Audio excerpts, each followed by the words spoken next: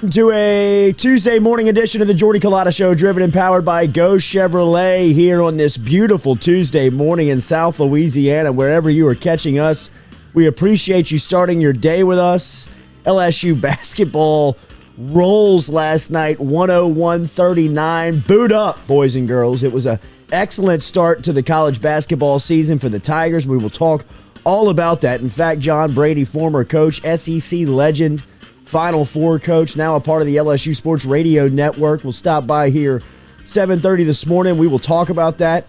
We will also talk to Billy Napier from the UL Ragin Cajuns, as Coach Nape and the crew got a big win last weekend. We'll talk to him about some of the things coming up in the Cajun program and what's happening down there in Lafayette coming up. It'll be quick here at about 7:15, so a quick turnaround. We'll have Coach Napier here in a couple of minutes. And at 8:30 this morning, we will talk to Nick Underhill, New Orleans Saints, after a pretty heartbreaking loss Sunday in the Dome to the Atlanta Falcons. We'll ask him how they bounce back this weekend versus Tennessee. Tennessee coming off a really big win versus Los Angeles on Monday night. We appreciate you starting your day with us. Remember, hit that like, share, comment button, as that helps us out a ton. If you can do that for us here to start the show, wherever you're catching us, YouTube, Facebook, JordyCulottaShow.com. We look forward to today's show as we were jam-packed and interacting with you. As we said, we're brought to you by Go Chevrolet, driven and powered by the boys every day down there. Nick Richard, Lee Carney, and the crew down in LaPlace, Louisiana. If you're looking for brand new cars, if you want a used car, stop in and see them at Go Express Auto Sales right here in Baton Rouge on the corner of Florida Boulevard and Sherwood Forest. Louisiana, the Cajuns going to play Troy this weekend. We will talk to Coach Napier coming up here at 7:15 about last weekend's win over Georgia State, which was a tight one, 21-17, but kept the Cajuns alive and moving here as he will stop Scared by money here. don't make money. We'll stop by here in a couple of minutes. Official Spice, Papa Earl's. Remember, 30% less sodium than the competition out there. Stop in and grab Papa Earl's wherever you shop locally. Hi Neighbor, Rouse's, wherever you pick up your groceries here locally. True Blue Water, TRUBluewater.com, DeliciousSips.com for Majestic Coffee, which is brewed down here in South Louisiana. And the phone line is sponsored by Metropolitan Health Group. Real Doctors, Real Solutions with Jason Ramazan and Charlie Harvey over at Metropolitan Health Group. We appreciate them every single day for sponsoring us. And Dead Soxy, our official socks of the Jordy Culotta Show. I think Noah's got some on too there, celebrating last night's win for LSU. Tigers roll 101-39, and I thought it was a perfect start to the season when you talk about breaking in a lot of new faces. First and foremost, start with the crowd. The crowd was fantastic. For an opening night, that was as good as an opening night crowd as I can remember. The student section was live. They were in it.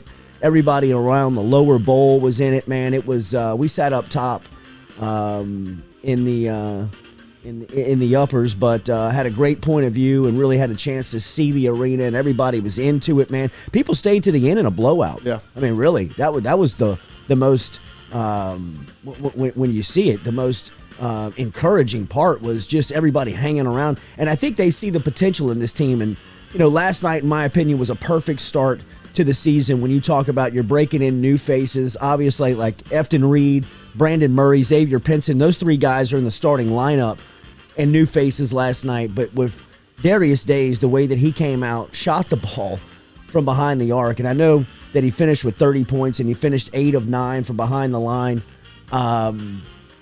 But the way that he came out and just kind of took the pressure off of the new guys, which you could tell people out there were pressing and they were trying to, it was the first chance at college basketball, and there was a lot of players out there that were trying to make their mark, man. And I thought it was a perfect formula for Darius Days to be kind of the leadoff hitter and take the pressure off the rest of the group and just kind of deflate the intensity of or maybe the anxiety, deflate the anxiety on some of those younger guys before they could really get going. And once they got going, Efton Reed, how impressive is he? 7 of 10 from the field. I mean, just look at the stat line and the way that he fills it up last night. 24 minutes, 7 of 10 from the field, 2 of 3 from the free throw line, 6 rebounds, 1 assist, 1 block, and 16 points. That's his first night. It's his opening night in college basketball. I mean, he's only going to improve. He's only going to get better. How about Brandon Murray? 27 minutes, 3 of 6 from the field, 1 of 3 behind the arc, 3 rebounds, 2 assists, 7 points. Xavier Pinson, the way he handles the ball, he's a good-looking point guard, man. I mean, the way he can break you down. He broke down a ULM defender last night. I thought he was going to end up number 1 on the Sports Center top plays. I even think Alex Fudge at certain points throughout the season, he gives you 18 minutes last night and 4 points, but at some point, he's going to break out. He's going to make a play. He's going to be in a big moment. He's going to produce for you. Beyond all that, you knew, and look, we talked about it yesterday. When has Will Wade's teams not been able to score? I can't recall one. I don't remember one not being able to be, just offensively gifted and roll out of bed and get you 80 points. Last night, they get you 101, almost sleepwalking through the second half. But the way that they played defense last night and the attention that they've paid to defense. Now, look, man, I know that ULM is not the opponents that they will start to see later down the line, but for an opening night, that was encouraging to see where the intensity, where the effort. I mean, Will Wade got a technical foul up 53. You know what I mean? Like, give me my Viagra, for God's sakes. I'm going all day, bro. I mean, that is electric. He was barking for one, though. He wanted to get one. I don't know why, but it seemed like he was working those officials. And did you see when Efton Reed fell down after a timeout and he yelled at all the players, like, go pick him up? And they're like, oh, shit, we forgot. Yeah. And they all run over there. So the attention to detail is there. Game 1. Yeah. And once they started trapping and playing that defense, that was borderline rude to do that to ULM because they turned it over like 5 times in a row. Yeah, they put ULM in some spots last night, man. They put them in some spots where, I mean, they just kind of knew they were on the wrong end timeout. of it. Timeout. Forget the timeouts. Get us on the bus. Yeah. Let's get the hell out of here, man. This place is imploding in on us. By the way, the instance at the end of the game where Bradley Ezewiro caught the lob dunk, hung on the rim, kind of swung into the defender. If you watch it back, he does kind of swing into him. But, I mean, it's, nuts in the face type deal, right. And the defender kind of shrugs him off. He falls to the ground, which almost empties the entire bench. I mean, if you look at the players that were thrown out of that game last night in a moment, at the end there, I mean, it is all of your high-end guys. Darius Day, Xavier Pinson, Efton Reed. I mean, all these guys are thrown out the game, and everybody's first instinct, first reaction is, are they going to be eligible on Friday night for Texas State, who's coming here? Johnny Jones and his crew lost big in Eugene last night at Oregon, but, I mean, that's a tough trip. They played well, and they're a pretty good team. And as Wade told us last night, kind of on the way out, this is going to be a tremendous step up in competition. I also thought that was a great teaching moment for the squad. I mean, you think about that opening night, you're up 50, and, one of the teammates goes down and the bench clears. That's a moment you can stop film today and say, hey, fellas, if we're on the road, if we're at home in a tight contest and something like this happens and we can potentially lose the nucleus of our team, let's learn this today, that we never leave the bench in any instance during the game. I don't care what happens on the floor. It could be haymakers being thrown and they're connecting and knocking people to the ground. You stay on the bench until given other further word, because I thought that was a great moment for LSU to be able to teach, to be able to come back and say, hey, look, we saw this on opening night. Let's never get burned by this again, right? So very impressive night for LSU basketball. We'll jump back into it. John Brady's going to be here in 15 minutes, but we got Billy Napier, head coach of the Ragin Cajuns, going to stop by here next. Cajuns are up and rolling, man. They're heading downstream on another conference title, as I believe they wrapped that up last week. They're 8-1 overall. They beat Georgia State for the Sun Belt lead. They're now 21-17, and they won that game 21-17. And it was a fourth straight division title, Western Division titles for the Ragin Cajuns under Billy Napier. We will talk to Coach Napier next. Remember, we are brought to you daily by GoFlow IV. GoFlow IV, you can find them right here on Jefferson Highway in Baton Rouge. Easy to find them online at GoFlowIV.com. GoFlowIV.com. as we tell you every single day, located at 7970 Jefferson Highway, and they are Baton Rouge's premier medical spa, specializing in IV hydration treatments with vitamin infusion. Get in touch with them for chronic dehydration, illness recovery, chronic illness, athletic performance. If you need a hangover cure, online at GoFlow, G-E-A-U-X, flowiv.com. Billy Napier next here on the Jordy Culotta Show.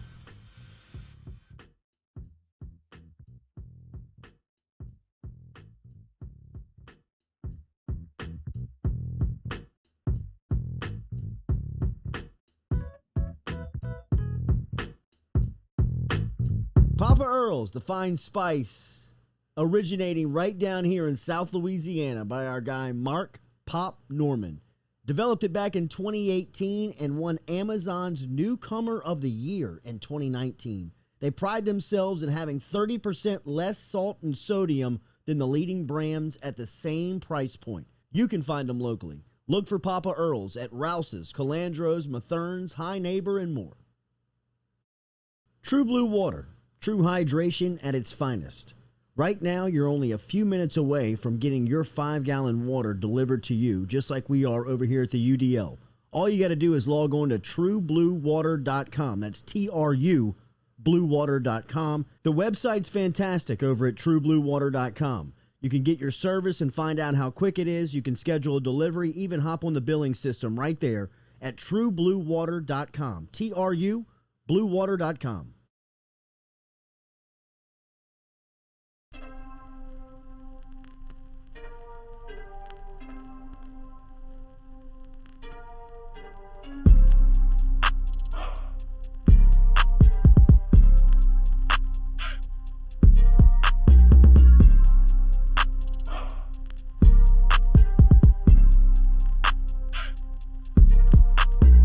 Welcome back here to the Jordy Culotta Show, driven and powered by Go Chevrolet. Daily, we're brought to you by City Cafe. Check out their lunch specials every day on City Cafe at City Cafe. O'Neill and George O'Neill here in Baton Rouge, in business for over 100 years and online at citycafebr.net.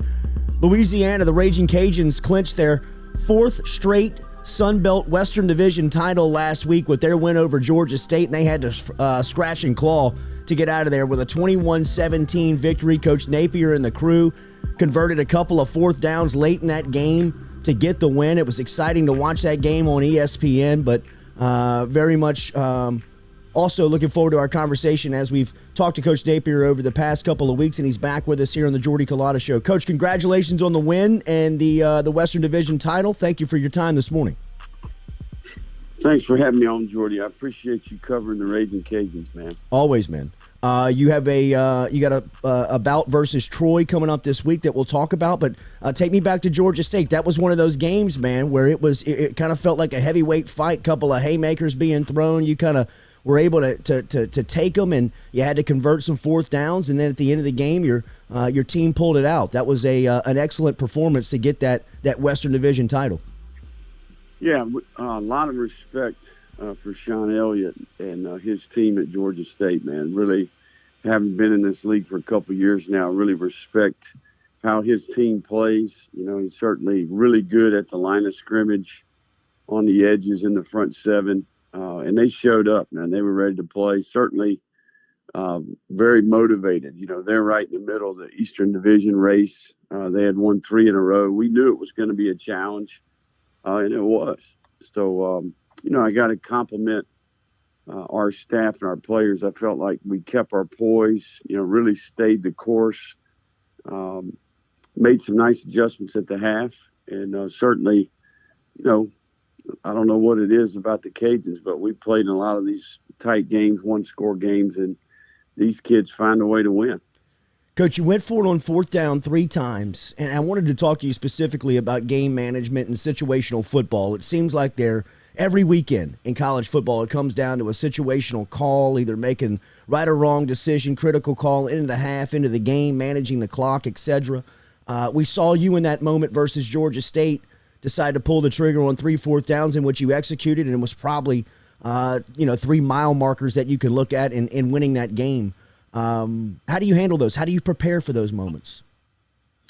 Well, it's part of our year-round plan. You know, I think we spend quite a bit of time in the off season working with different companies from an analytics standpoint relative to how we put our team together.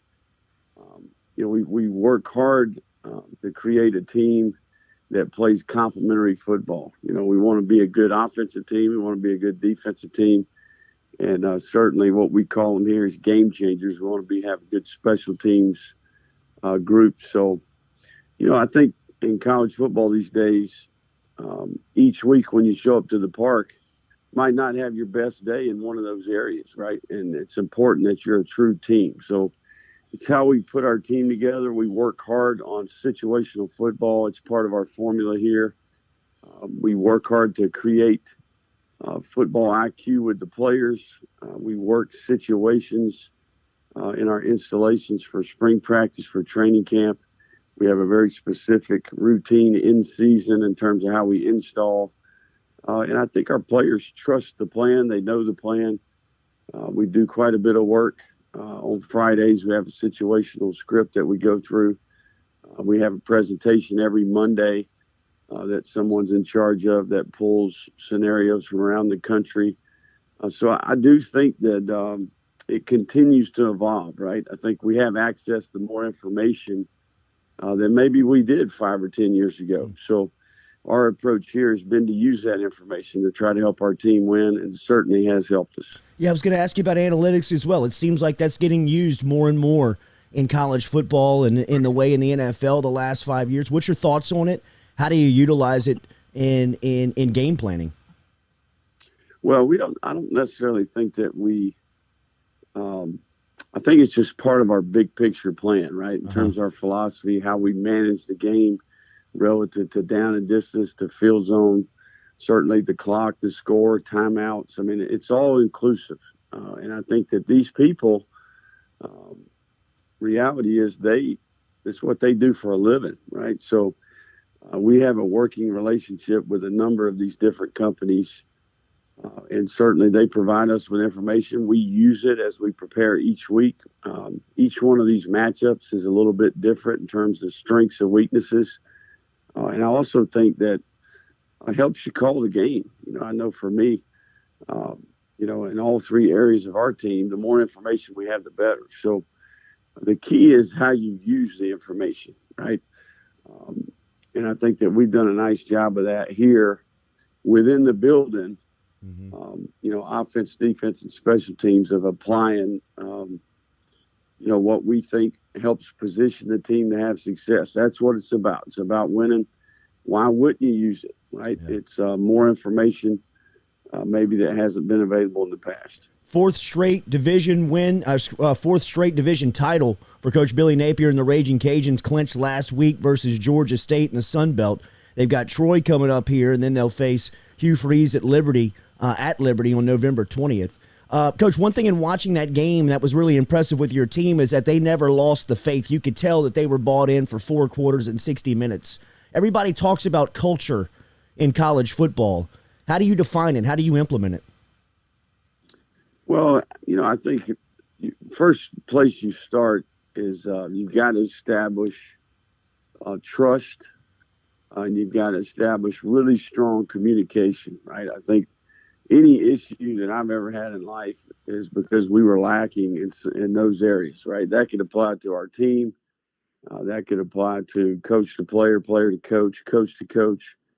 Certainly, even just in life in general, I think when there's a lack of trust or there's a lack of communication, you have issues. So we start there, work hard on the relationship part. We have a team, right? I think it's one thing to collect talent.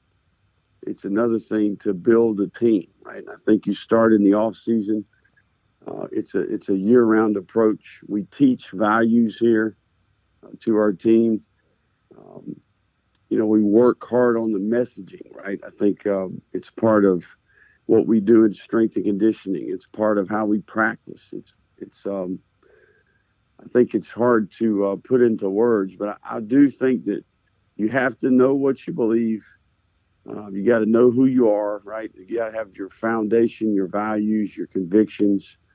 And ultimately, I think that helps you create an identity as a team, right? That distinguishes you from other teams, from other players. And certainly we've been fortunate here to hire really good people. We've been fortunate here to recruit and evaluate good people. And I think the people make up the team, and ultimately football is a game that's about people. Your running back, freshman Montrell Johnson, is an absolute stud. He has been named to the Sean Alexander Freshman of the Year Watch Award list. What'd you see in him in recruiting, and how has he continued to affect your team as a first-year player?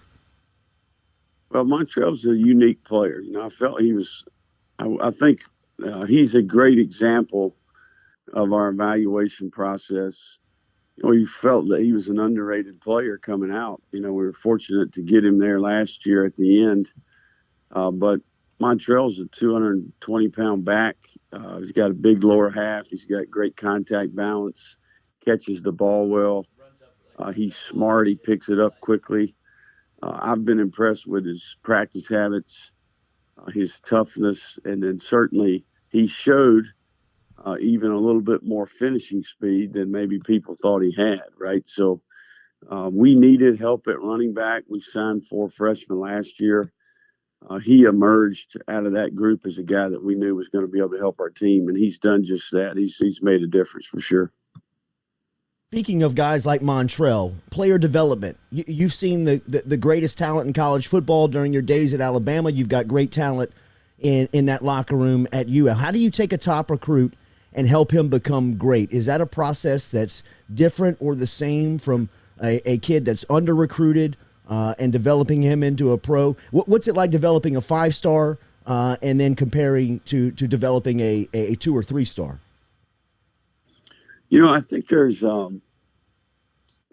are some differences, I would say, but I do think that it starts with the right mindset, right? It starts with the competition in the building. I think again, I go back to it's a year-round approach, right? We have 8 phases to our off season. We have very specific goals and objectives for the players and the staff in each one of those phases. I do think that here at UL, we've had to develop players more than maybe some of the places that I've had been in the past. I think that we've had to teach football here. I think we've had to take size, speed, height, and length and teach fundamentals.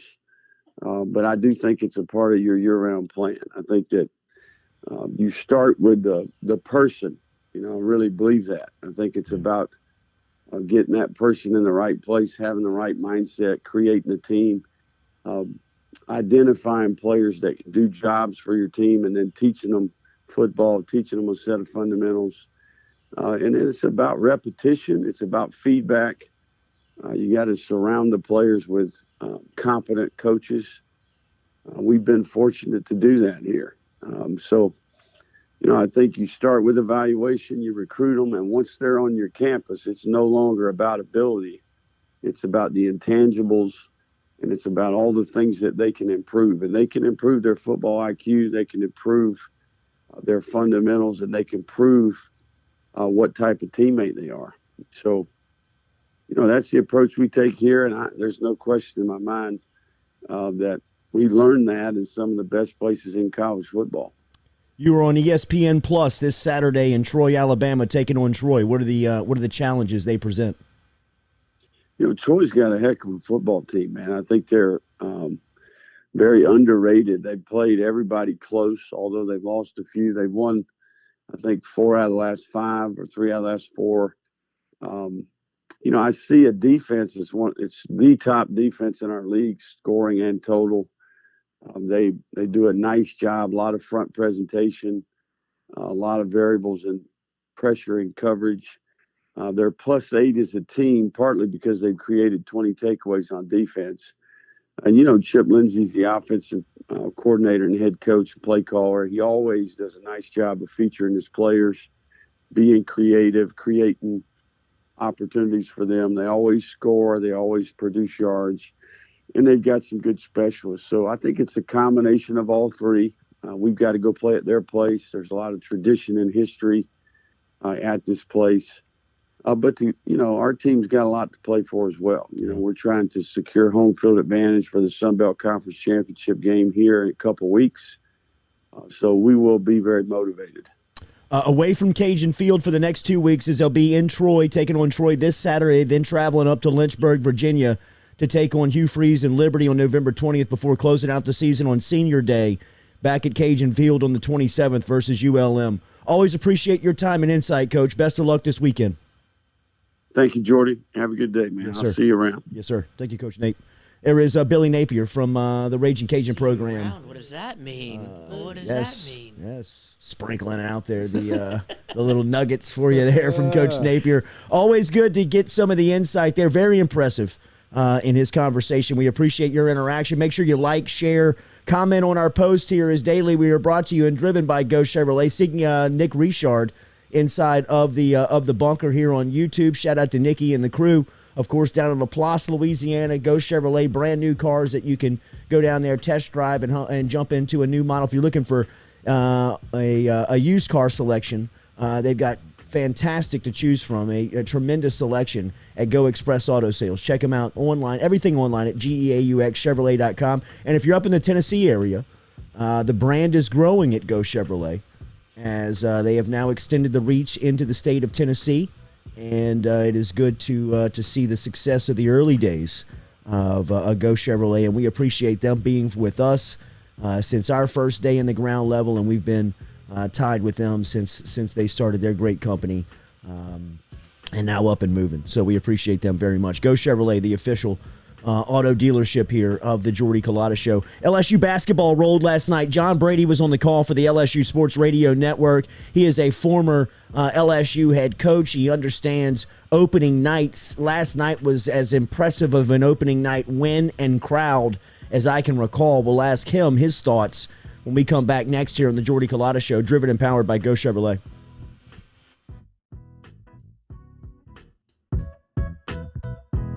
GoFlow IV and Spa, 7970 Jefferson Highway is where you can find them, or you can simply go online to goflowiv.com. GoFlow IV Spa is a medical spa that specializes in IV hydration with vitamin infusion. At GoFlow IV Spa, they can help you with a wide range of issues, from skin care to illness recovery, athletic performance, hangover cure, chronic illness, and even chronic dehydration. GoFlowIV.com or stop in and see them, 7970 Jefferson Highway. Hebert's Specialty Meats, home to the finest boudin in South Louisiana. 2 spots right here in Baton Rouge and out in Prairieville. Stop in and see them in the Dutchtown Shopping Center on Highway 73 or right here in Baton Rouge on Jefferson Highway. Online, hebertsmarkets.com, and they're all over social media. You can find them on Facebook. You can find them on Instagram. Hebert's combines perfect seasoning with that authentic Cajun flavor. Find out for yourself. Baton Rouge on Jefferson Highway and in Prairieville on Highway 73. hebertsmarkets.com. Go Chevrolet is proud to announce Go Express Auto Sales, the new used car lot located in the capital city of Baton Rouge, Louisiana, at 11522 Florida Boulevard. Go Express Auto Sales is online at goexpressautosales.com, or you can search them on Facebook and social media at Go Express Auto Sales, the newest addition to the family of Go Chevrolet. Remember, Go Chevrolet is located down in Laplace, Louisiana, but now welcoming aboard Go Express, the new used car lot located in Baton Rouge, Louisiana at 11522 Florida Boulevard. Gearing up for spring and summer down here in South Louisiana, and you want to keep your lawn maintained during these sunny seasons, get in touch with our friend Blake Hebert over at Hebert's Lawn Maintenance, where he says, you grow it, I mow it. 225-485-8022, 225-485-8022 is where you can find Hebert's Lawn and Maintenance, the official lawn and maintenance company of the undisclosed location.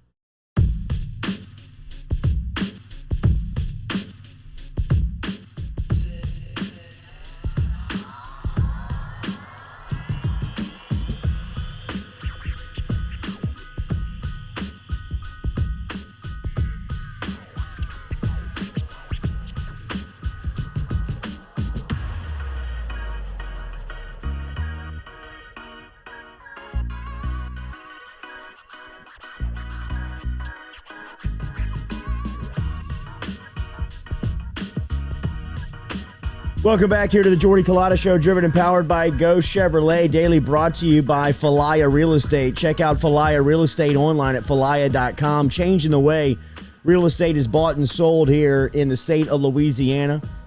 You can download the app inside your Google and Android stores. Barrett Blondo, shout out to Falaya Real Estate for supporting the Jordy Culotta Show. Like and share the comment inside of the post. Whether you're on Facebook, YouTube, we appreciate that. LSU Basketball rolled last night, 101 points on opening night as they hold Monroe to 39, shoot 52% from the field, 41% from behind the arc. Darius Days hit 8 3-pointers on a pace for 30 points last night. John Brady was on the call for the LSU Sports Radio Network. He'll be back on the call this Friday as the Tigers get back on the wood versus Johnny Jones and Texas State. As we welcome in Coach Brady, SEC legend, 11 years on the sideline for the Tigers, Final Four, Western Division titles, and now on the LSU Sports Radio Network, and a great friend of our show. We welcome in John Brady. Good morning, Coach. How are you? Doing good, Jordy. Great game last night. Fantastic game. You did opening night 11 times as the head coach for LSU. I can't recall a crowd, a performance, and as much energy as there was last night. How do you compare that to some of the ones that you've seen along the way? Well, I don't remember many of mine. It's been so long ago, but that last night, I don't think you could have scripted it any better for Coach Wade's team and the performance that they put on. I don't even think he dreamed it being 101-39. I'm not surprised that a Will Wade coached team offensively scores 100 points. Yeah. The thing I think you take away from that game is the 39 points they held Monroe to. I think even Keith Richard, who we both know and really respect as a coach, I don't think he ever thought he would only score 39 points. Right. The thing I took away was the involvement, the awareness, the alertness, the intensity of LSU's defensive pressure. And for 40 minutes, I mean, the second half, they're up 40 basically the whole second half, and they're still trying to guard and defend. And I like Coach Wade's 8-man rotation.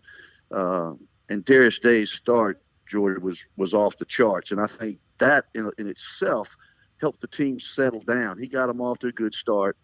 They were able to find themselves, get over the anxiety that the first game can bring, and they settled down and had a nice way about them throughout the 40-minute game. Yeah, Days really, from a veteran standpoint, takes the pressure off of those younger guys who were trying to find their way when he's shooting it like that last night, right? Yeah, he allowed them to settle in and play. You know, Will said that they got off to a slow start a little bit, but I think Darius Days helped them get over that hurdle, making 4 of the first or 5 3-pointers in a row to start the game. And then those other players settled down, fed off of that, the leadership he showed by doing that.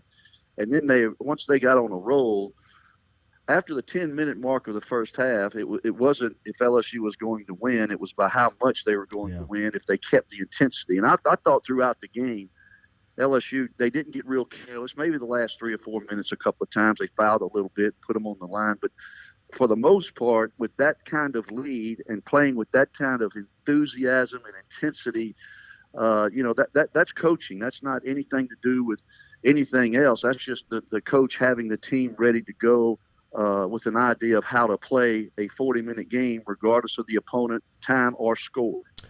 Your reputation is teaching technique and fundamental, especially on the defensive side of the ball. You had to love what you saw last night from just the technique and fundamental in which they were playing on that side of the court, right? Well, their stances were great. Off the ball, they were in help position.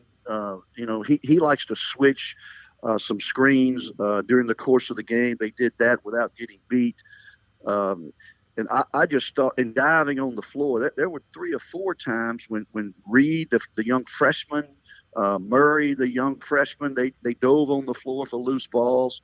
So I think what's going through that team, and, Will has practiced and emphasized defending better this year and not giving up as many offensive rebounds. So, LSU crushed them on the board.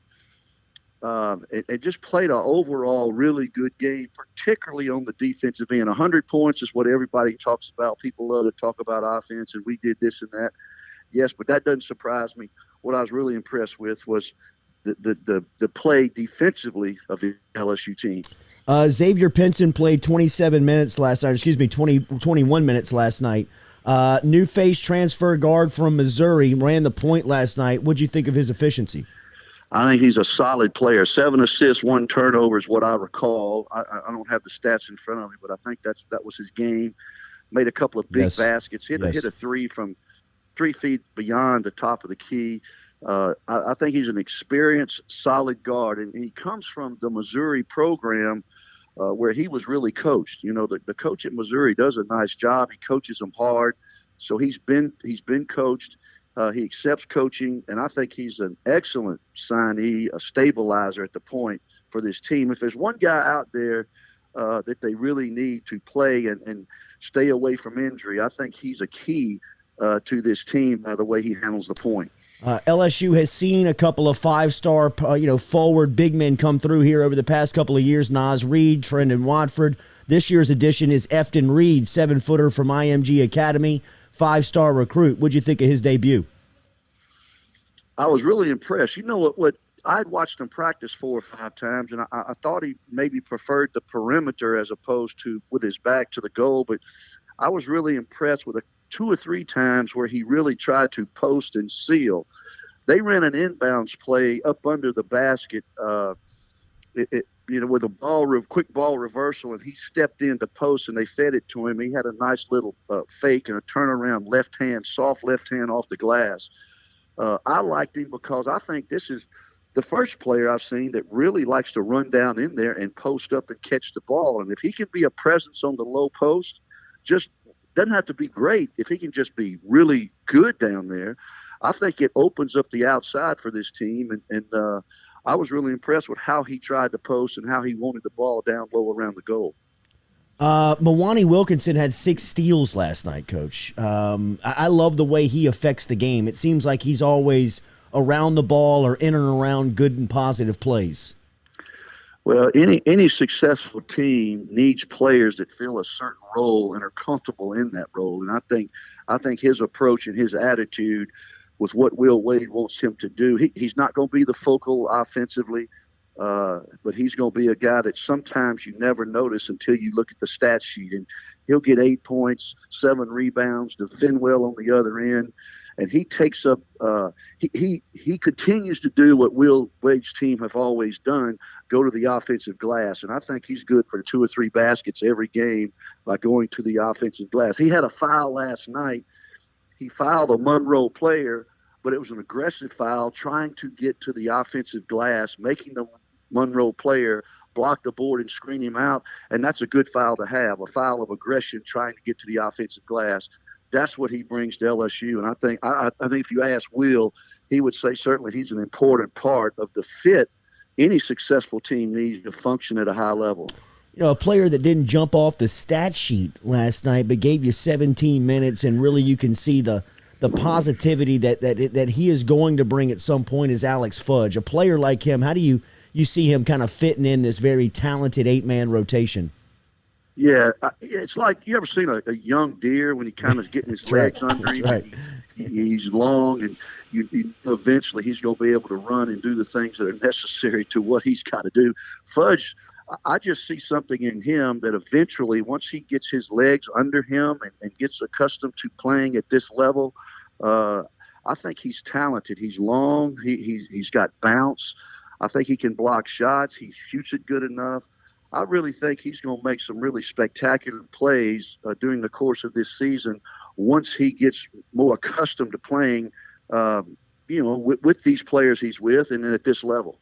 I know you don't have a good idea and you haven't seen a lot of basketball. You and I watched Kentucky fall to Duke after that game last night, and you've had a chance to see Ole Miss up close.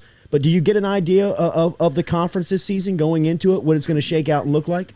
Well, Arkansas struggled last night in their opener at home at Bud Walton. I tell you what the LSU team struck me as last night, their ability to get up and down the floor and the flow they had and the early chemistry that Will Wade has created with this group. And I think more than anything, last year's team was more of off the dribble kind of team, and this team is different because they run the floor really well. They pass it up the floor as opposed to dribbling it. I think in transition, this team is going to be really good. And then the way they guarded last night for 40 minutes, that could be the difference. You know, when I was coaching, the thing I used to always put the score of the game up on the board when I walked in, and I always circled the number that the opponent scored. And if Will Wade could hold a team to 70 or under, you could be undefeated. I mean, that's how simple it is. And so 39 points, I don't care who you're playing, that's an impressive number. And if they continue to do that, regardless of the competition, and keep teams 70 or below, you've got a chance to do something really special. Yeah, Will Wade broke a couple of John Brady records, John Brady team records last night. The 62. Did he break them, or is it still standing? You have to add those numbers now. Yeah, my bad. Tied. Sorry about that. Don't be burying me just yet. Sorry about that, man. 62-point margin of victory, tied for the fourth largest in league history, or excuse me, in LSU history. And then the point differential at halftime, holding the opponents. I believe Coach Brady's team held a Nichols team to 11 first-half points back in 2002. But just it goes back to how kind of we started the conversation. It was probably as good an opening night as Will Wade could have scripted.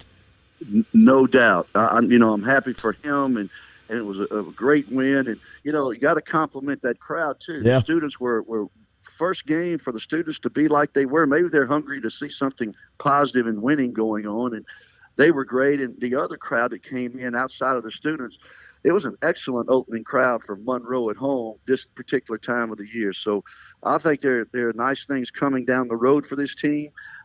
The key thing is, and we were fortunate in some good teams that I've had here to stay injury-free. He's got a nice 8-man rotation to stay injury-free, and I think this team's got a chance to really do something really nice. Texas State and Johnny Jones will be in Baton Rouge on Friday night. That game will tip off at 7 o'clock. You can hear John Brady sitting alongside Chris Blair on the LSU Sports Radio Network, calling all of it, and he'll be checking in with us throughout the season right here on the Jordy Culotta Show, bringing us insight to this squad. Thank you as always, Coach. Great to see you last night. Appreciate you, man. Yes, Thanks. sir. All right, man. There's Coach John Brady checking in this morning, talking some LSU basketball as last night the Tigers rolled, man.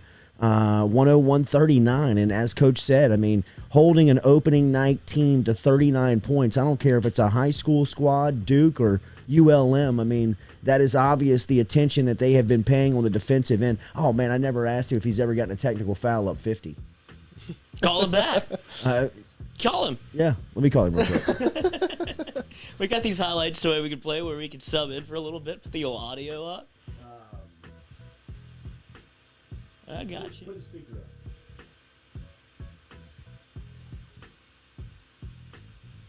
Yes, sir. Hey, Coach. Yeah. Hold tight. I'm going to bring you right back up. I got one more question for you. Okay, all right. Coach, you there? Yes, sir. You ever gotten a technical up 50? No, not up 50, but I did get thrown out against the University of New Orleans when we were up 24 with 3 minutes to go. I got thrown out sitting down. I got a technical early in the game, and then with 3 minutes to go, I thought the officials weren't calling the game as they should, like they were ready to go home or get a dinner reservation, like you and I had last night. Yep. So I told them, I said, look, you guys, how about earning your money and call the game to the end? And I was sitting down. I may have thrown a crazy word out, like maybe threw something in there that I shouldn't have. And got called a technical foul. It was my second technical foul, and they threw me out with 3 minutes to go. But I wasn't up 50. I was only up 24. Have a great ride back. Thank you, sir. Okay. Sounds like he had a dinner reservation.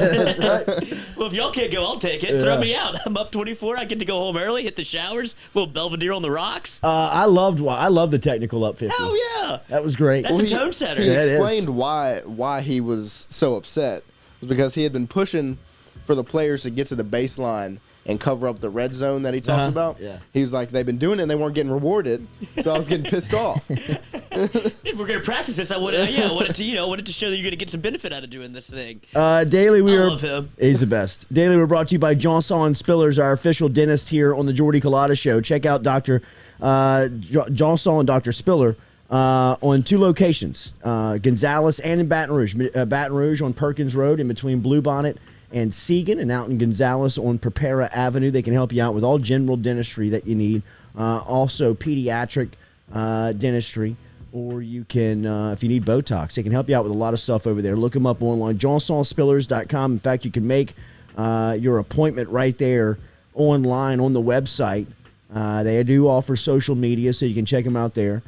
Quick move in first hour here. We appreciate Coach Brady and Coach Napier for stopping by. We'll continue to talk about this LSU basketball win last night and basketball team as the Tigers steamrolled past UL Monroe last night. And we will also talk to Nick Underhill in the second hour. Underhill will be here talking some New Orleans Saints. Saints with a tough loss last weekend versus Atlanta.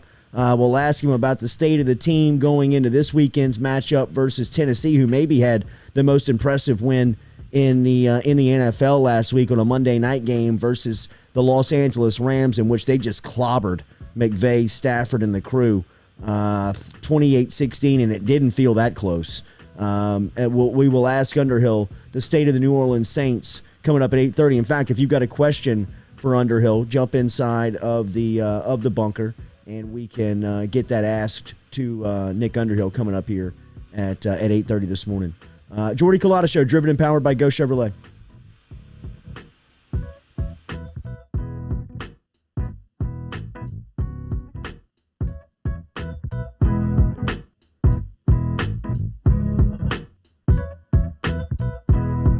Gearing up for spring and summer down here in South Louisiana, and you want to keep your lawn maintained during these sunny seasons, get in touch with our friend Blake Abear over at Abear's Lawn Maintenance, where he says, you grow it, I mow it. 225-485-8022. 225-485-8022 is where you can find Abear's Lawn and Maintenance, the official lawn and maintenance company of the undisclosed location. Papa Earl's, the fine spice, originating right down here in South Louisiana by our guy Mark Pop Norman. Developed it back in 2018 and won Amazon's Newcomer of the Year in 2019.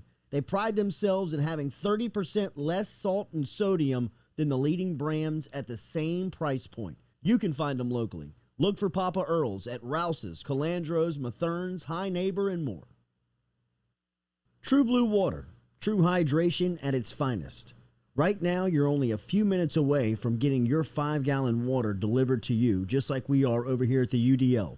All you got to do is log on to truebluewater.com. That's TRU, bluewater.com. The website's fantastic over at truebluewater.com. You can get your service and find out how quick it is. You can schedule a delivery, even hop on the billing system right there at truebluewater.com. TRU, bluewater.com.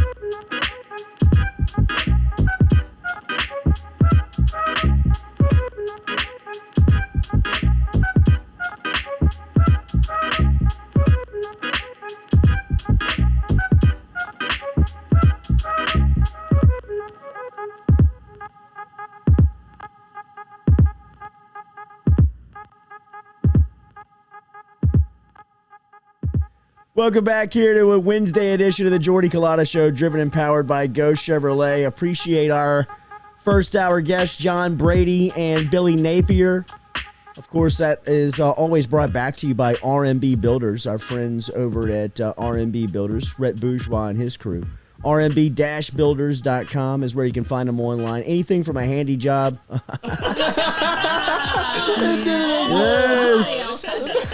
Yes. Robert Kraft for 1 second in the break, and that's where the break goes. My goodness. Why didn't Odell end up with the Patriots? Handiwork around the house, Odell, for God's sake. sakes. The perks I can get you. The perks, Odell. Yes. Call Rhett Bourgeois. Who knows, man? RMB-builders.com. He was at my house yesterday. Yeah. Anything to report? How's his lumber? RMB-builders.com. He's like, He's probably like, I can see Jesus, his man, man I didn't skinny sign red. up for this. This is a carpenter. That's what you get when you're a JC show sponsor. He's a stud. RMB-builders.com. Katie's a stud finder. Katie is a merch finder. I am a merch finder, Miss y'all. Mint. Miss Mint. This is a The custom carpool one, so mint queen. I can't really offer this one up for sale unless you want to buy the shirt off my back. But I'm sure people would offer that. Red Bourgeois, where are you? Look at the super chat. but get your Jordy Show merch before it's gone, because this logo will soon be gone. And I've had people messaging me for days saying, I placed an order. I got a hoodie. I got a UDL shirt. Like, I want it before it's gone. Get it before it's gone. And then once it is, we will unveil our new merch. We should keep one or two of the old ones. You know what? In fact, we could. We all have one. No, right? you know what we need to but to do raffle off is like we need this, to get you know. everything out of the equipment room, and we need This to guy. model it right here, right now, and we need to sell it through the super chat. We could. And we need to just say, Yes, who y'all. wants the general weight? Go grab one of everything, Noah. And let's see if we can't start selling That's it a right good here idea. on the air. We'll get your address. Wait. We want them to pay through Super Chat because YouTube takes a good chunk of that cash. So where should we send them? Venmo. Y'all can Venmo us. Yes. Y'all okay. can email or DM me, and I will talk to you about it. And especially if you Perfect. live really far out of town and there's some shipping costs, we'll Okay. discuss that. All too. right. All Yeah, so why not? A little live auction Why here. not? There we go. Right here on the Jordy Bring out the Culotta cattle. Show. Model Noah. Let's see when he comes out in The first. man's It's been almost like we're on working The out. View here. It's like Good Morning America. We've got a couple of selections here, and we've just got a certain sizes too. Yeah, we do have very limited sizes. And it is time But to not through, first off, it's time to sell this shirt out. How many more of Yes, these do we y'all. have, Noah? How many more of these do we have? We have a lot. Y'all can get any sizes though at jordy.itemorder.com at Red Stick. By the way, not We the just boot have up shirt. we just have larges and XLs in this, and we've got a lot. We've Those got are a huge. lot left.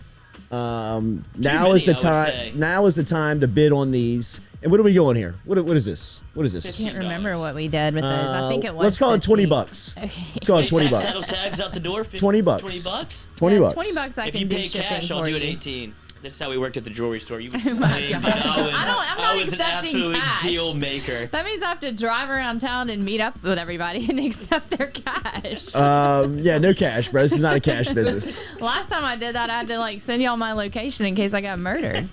All right, who wants it? worked out Who well. wants It to did boot work up out. the General Wade shirt? We're taking 20 bucks in the Venmo. Venmo your shipping address along with the $20. We've got a bunch of them. Noah says is the XL Venmo? and L's. But I need your size. If I don't have your size and you Venmo me, then we're kind of out of. Size goes in the chat.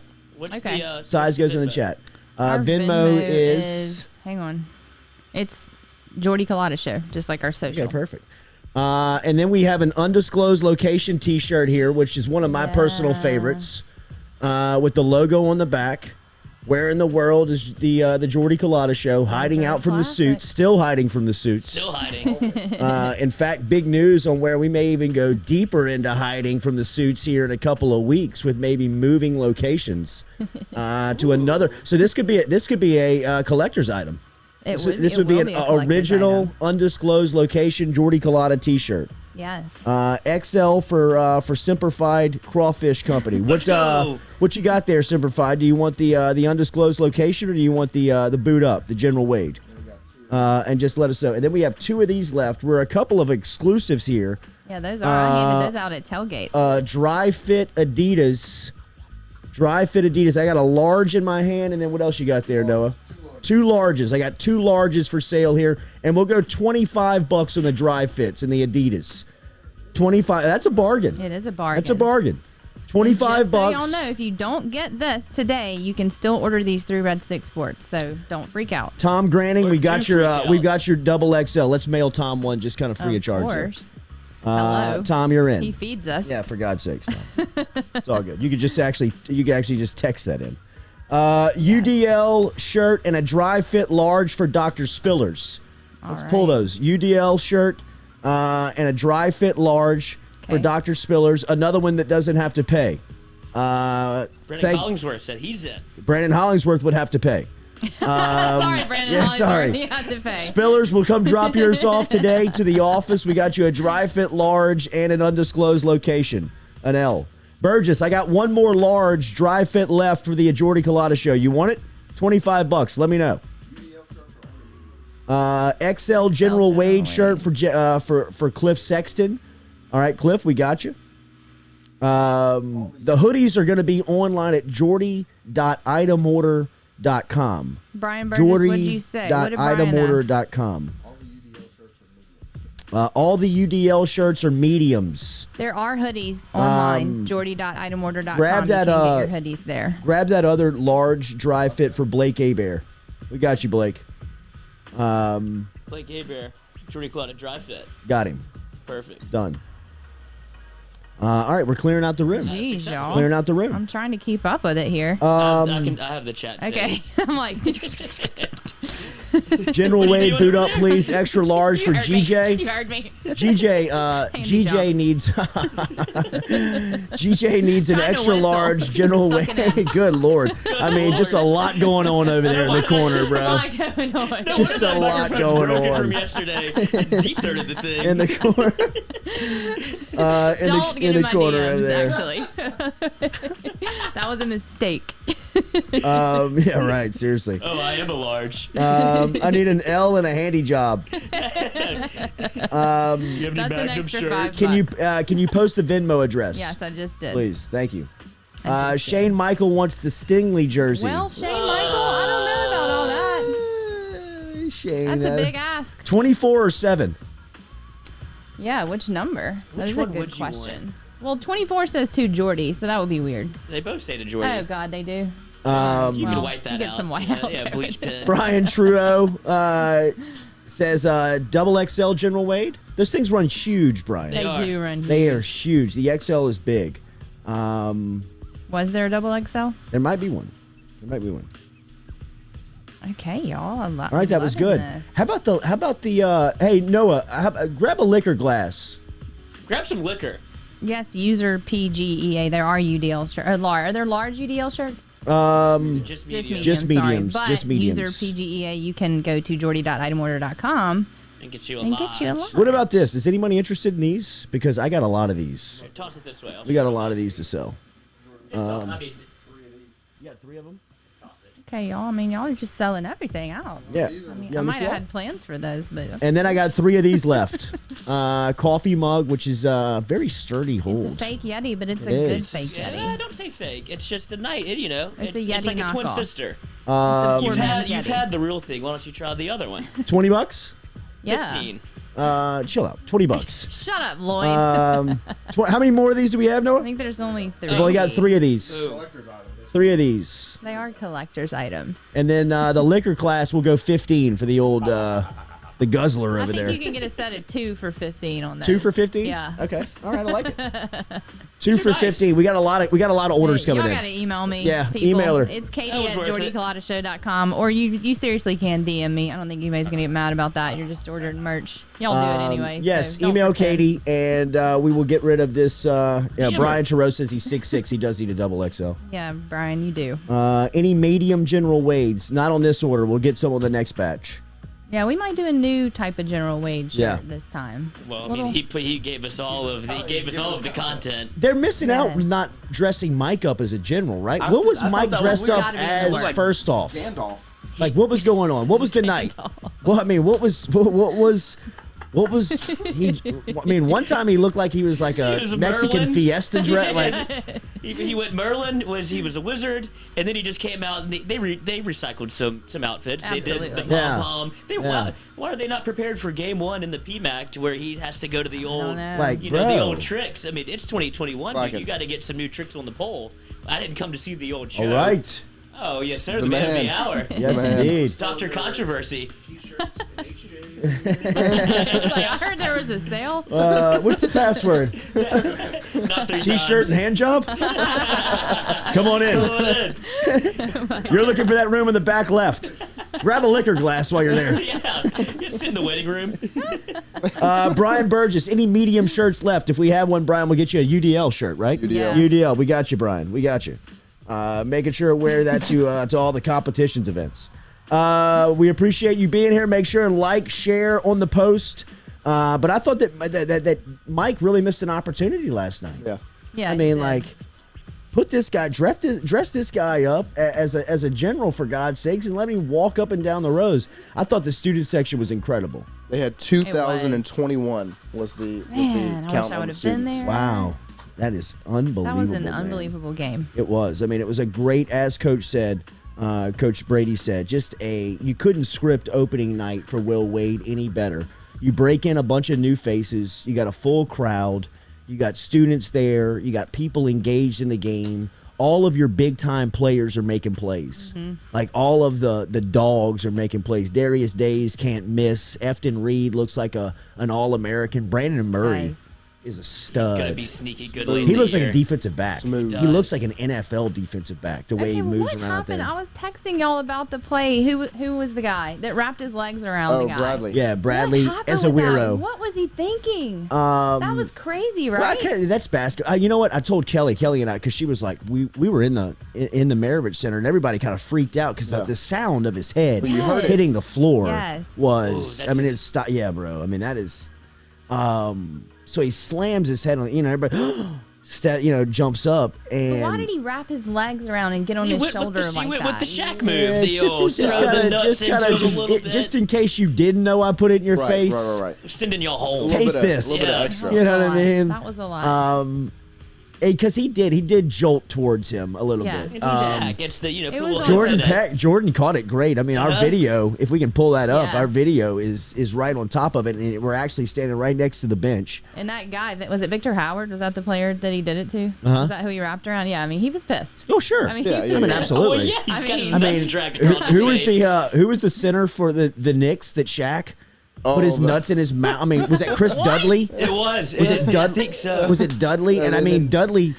He puts his balls in his mouth and then shoves on him a to dunk, the ground. and then shoves him to the ground. It pimps the push. And like pimps the push all the way down. And like Dudley takes the basketball and throws it at the back of Shaq's head. Somebody just because he's so embarrassed. You can pull it up. It's been hit a million times. Of course, I don't know about it. But that is one of the most demasculating dunks I've ever seen in basketball. Emasculating for sure. Just shoves him. And it's Shaq. So what else can you do but pick up the basketball and throw it at him? Because you don't want to fight him. It turned into elementary school basketball where you're like pissed at your brother and you're like, you know what, bleep it, I'm throwing the basketball at him. And then and then I want to stay in spot. I quit.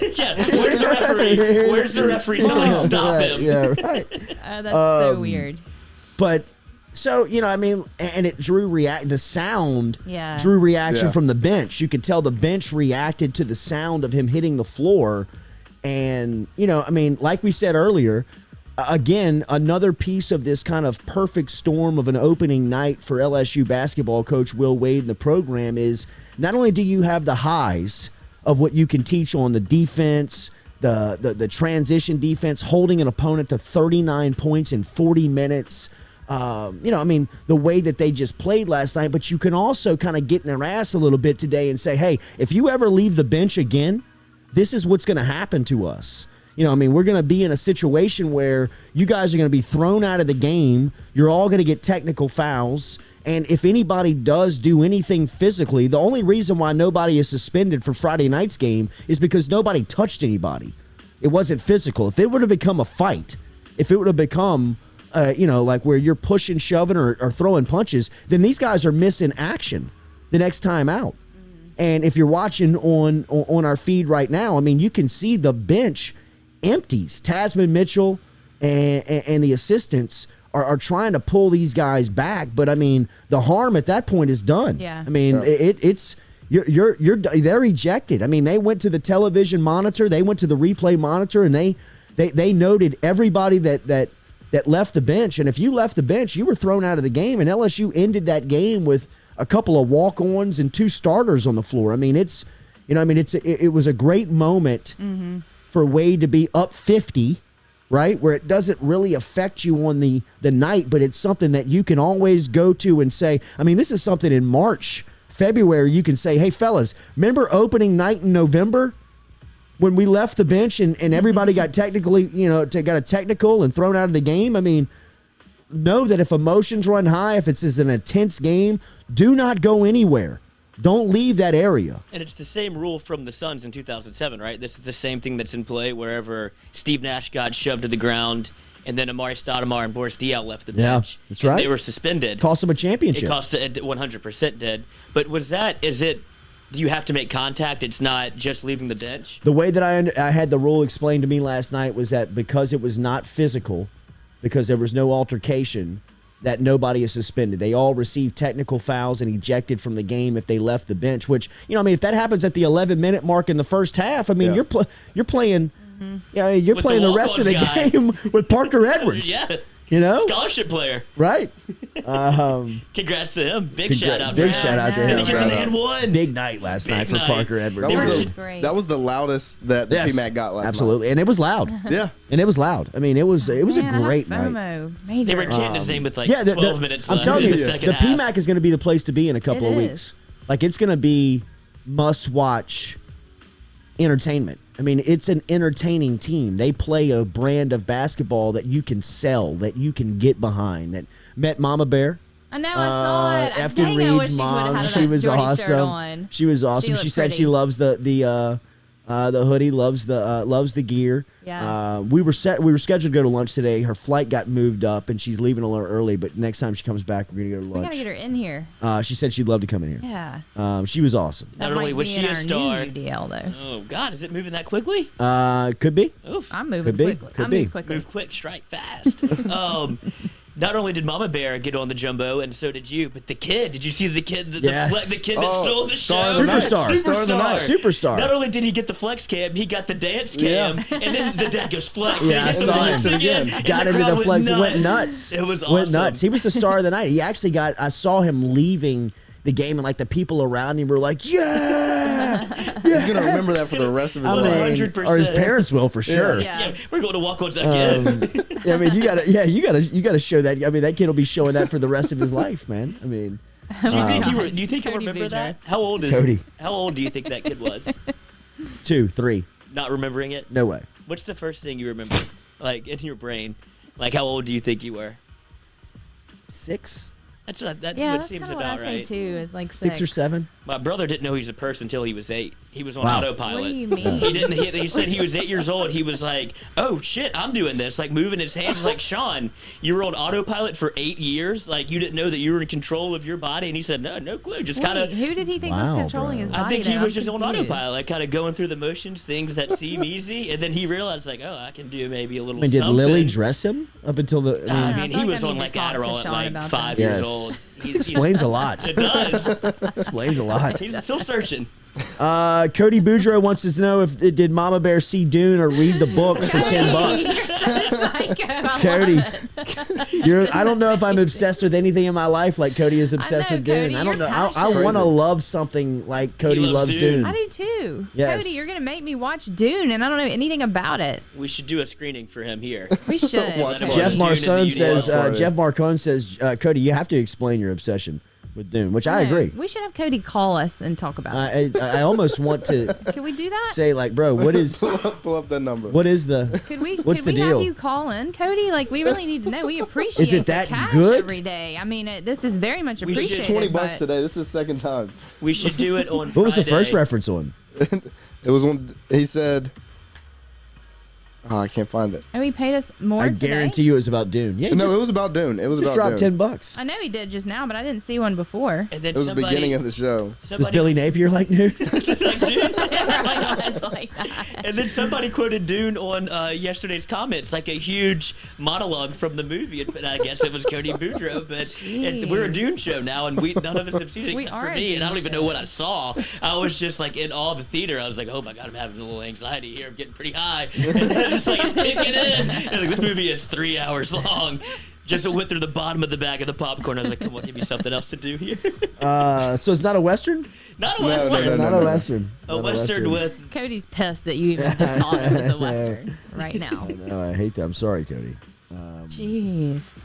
Um, Do we need to talk about the officials in the NFL? Because it is sweeping Oh, my the nation. goodness. With what happened with Cassius March. One time, LSU. Wait, what happened? I don't know this. This was on Monday Night Football. Yeah. Yes. He got hip checked by an official to throw a flag. The ref was holding the flag, like pokes his butt out, his hip into the player. He had his hand on the And holster. the second the player hit him, No way. flag. Yep. Yeah. I mean, he pimped it. And what happened to him for that?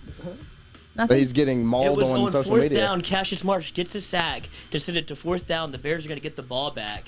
And then he does this spinning roundhouse kick that was unbelievable. It was amazing. He pulled it out of nowhere. Like, could I have hit loved it. anybody. And then he kind of like swaggers toward the sidelines a little bit. And the referee, what's his name? He's an Italian. He's one of your guys. Oh no. One of you people. Oh, I no. put it in the document. I'm looking for it. Pasquale. Either way, he's a guy. Squeaky. He's a guy, and he sees him do the roundhouse, and then he sees him like swagger towards the sidelines. And Cassius Marsh turns around and starts walking back to the Bears sideline. Mind you, it's 4th and 15. Here it is, right here. They're about to have to punt, and he throws his hip out at Cassius Marsh, creates contact, see and then it. throws a flag at him. And AI stares him down, like he like holds the wrist and walks away. It was unbelievable. That's crazy. Never seen anything like that before. I'm I've looking for never his name. Where at in the document? All over. That is All right, crazy. I'm on the wrong document. That's why. Every day, I stay up so know. late doing this bullshit. Tony Carante. There Tony he is. Carante. Tony, yeah. Golly. Anthony, what are you thinking, man? Oh, do you think he gets an Anthony at home? Anthony, Absolutely. Yes. I mean, he definitely gets an Anthony you at lost home. Tony status. Um, Unless he was with the guys. That's I what would I suspend said. him for the rest of the year. I that's think it might awful. be that bad. It is And that bad. Because of No, the it's gambling. definitely that bad. He's Italian, and the gambling aspect that the NFL has tied into everything. This reeks of he had either a teaser in or he had Pittsburgh money line. Because 4th and 15 to give them the ball back is absurd. I did have Chicago +7. So it was concerning. Yeah, F that's you and your crazy. Italian theory, bro. Whoa! Oh, you can't say that you're in the business. It's a compliment. It's concrete. He should be suspended for the rest of the year, though. Do you think he gets suspended at all? No. I don't. You can't be hip checking people out there. No way. And then But he flagging did. them. He did. And then Blatant. staring them down. Staring Like, them that's an down. NFL football field, man. The tables can turn on you really quick. There's Yeah. only one of you, brother. Really quick. Yeah, you know they what I can. mean? They And already don't like you. they'd like to beat your ass. Oh, you know what I mean? Like, go ahead and hip check me again, Tony. See what happens, buddy. Yeah. Are you out of your You want a mind? new hip? Are you out of your mind? It's one of the most bizarre things I've ever seen because I've seen, officials that have made bad calls before. But this was, he manufactured a call to make sure. He planted it. He planted it. the evidence. It was, and then he got caught on camera, which he did not think was going to happen. What? Everything's caught on camera. How Seriously. can you not think that's going to How do you happen? not think that you're going to get caught on the camera on an Jesus. NFL football field? They catch everything. Everything. Everything. They catch everything. And they caught all of it, like from the walk to you could just see Yeah. him. It was as bad as it could be for him. And old Tony, Oh Tone, my God. might be in a little trouble. Tony. Hot water. But you know what? Like, you would Tone. think if he was in trouble that it would be by now. Well, they had to interview him after the game. Yeah. Like, what, interview him about what? That, like all of the, I mean, they missed a million calls, so it was kind of like already up in the air. Well, like this is a poor job by the officiating crew, and it's been kind of bad in the NFL so far. And then that was the icing on the cake, to where they did like an NBA 2-minute review with old Tone, Anthony now, and he was like, "Oh no, I mean." That didn't play any factor in my decision to flag him the bump, and it's like Tony. Sure, created Tony. The contact, and everybody saw it. This is why I think officials should have post-game press conferences. Could you imagine? That Like was you, awesome. you should know. They do that in European soccer. Oh, Yeah. You know what I God. mean? Where you have they have That's to answer amazing. questions. where you know these guys' name, you know who they are. Like just like the players, just like the coaches. You have to ask a player about what he was thinking on a particular play where he makes, like a boneheaded mistake. He or she, all players are asked about what goes on. What are you thinking during the game when you did this? What made you do that? Why did you react like this? What the hell were you thinking when you shoved your hip at an NFL defensive end? Like, what were you thinking? Like, Tony, what were you thinking right there? I mean, like, give me an explanation. Like, give the media an explanation on why you think or you thought that was okay to do. And what would you have done if Cassius Morris would have just turned around and just cold cocked your ass? Oh, my God, that would have been amazing. You know what I mean? Like, what if you hip check him and he's like, takes it as an assault and he just drops you? What if you're Cassius Marsh, what if you don't even have to punch him? What if he just goes down? Then you can't throw a flag on him. It's like, dude, he tripped me. Like, Cassius Marsh should have flopped. He should have flopped. That was an NBA move, 100%. Like, oh, shit, Carente, what are you doing? And he just throws a flag right at him. Soccer move where they get the stretcher out. He's on the spray him with the spray. Yes. That's awesome. Mason Spillman, you want an extra large General Wade shirt. You got it. DM Katie at... y'all are up in my DMs. It's impressive. That's good. It's impressive. All right, we're going to talk to Nick Underhill coming up here in a couple of minutes. Goes down in the DM. As daily, we are brought to you by...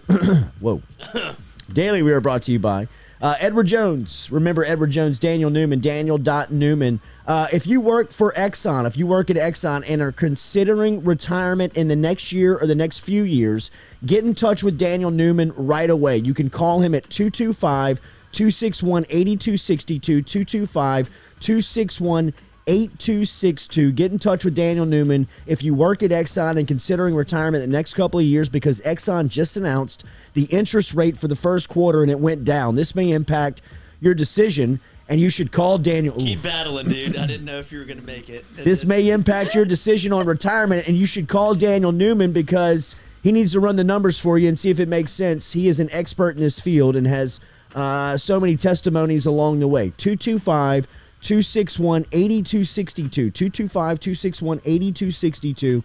Exxon just announced that they have changed their interest rate for the first quarter, and if you're considering retirement over at Exxon now or in the next few years, get in touch with Daniel Newman right away. This could affect you. 225-261-8262. When we come back, we'll talk to Nick Underhill from New Orleans, NewOrleans.Football. That is NewOrleans.Football. Get the latest on the New Orleans Saints. As they head into the weekend, they will face in the wrong they will face the Tennessee Titans coming up here on Sunday at noon. Tennessee coming off a very impressive win. New Orleans coming off of a very discouraging loss. We will talk to Underhill coming up here in a couple of minutes. What is a 401k, Lloyd? What is a 401k? The hell out of here, Lloyd.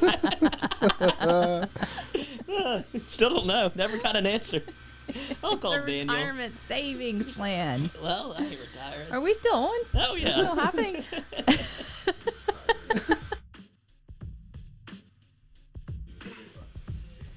Me and Bobby.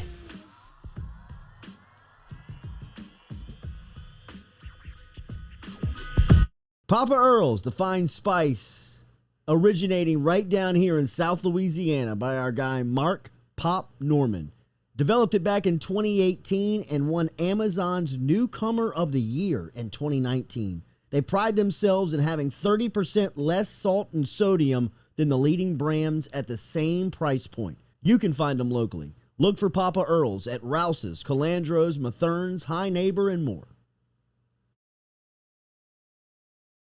Gearing up for spring and summer down here in South Louisiana, and you want to keep your lawn maintained during these sunny seasons, get in touch with our friend Blake Abear over at Abear's Lawn Maintenance, where he says, you grow it, I mow it. 225-485-8022.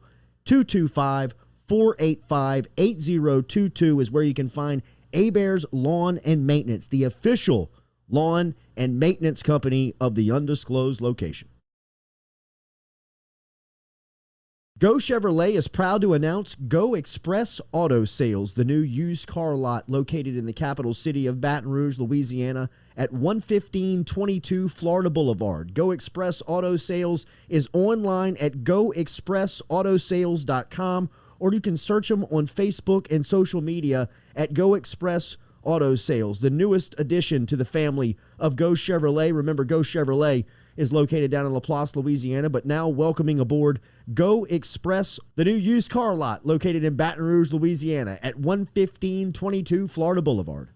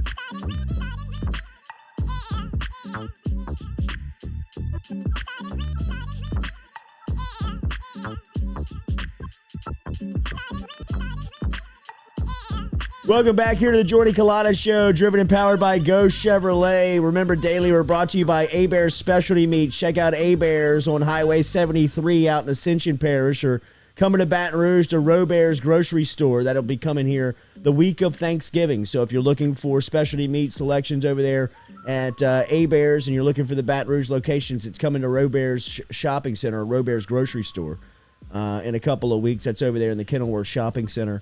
That you can find on Highland Road, right next to Superior Bar and Grill. A-Bear Specialty Meats, turduckins for Thanksgiving dinners. And remember, with the holidays, if you run a company, own a business, and you're looking for great gift ideas for your employees, remember gift cards from A-Bears. NewOrleans.Football is the best site to follow New Orleans Saints news.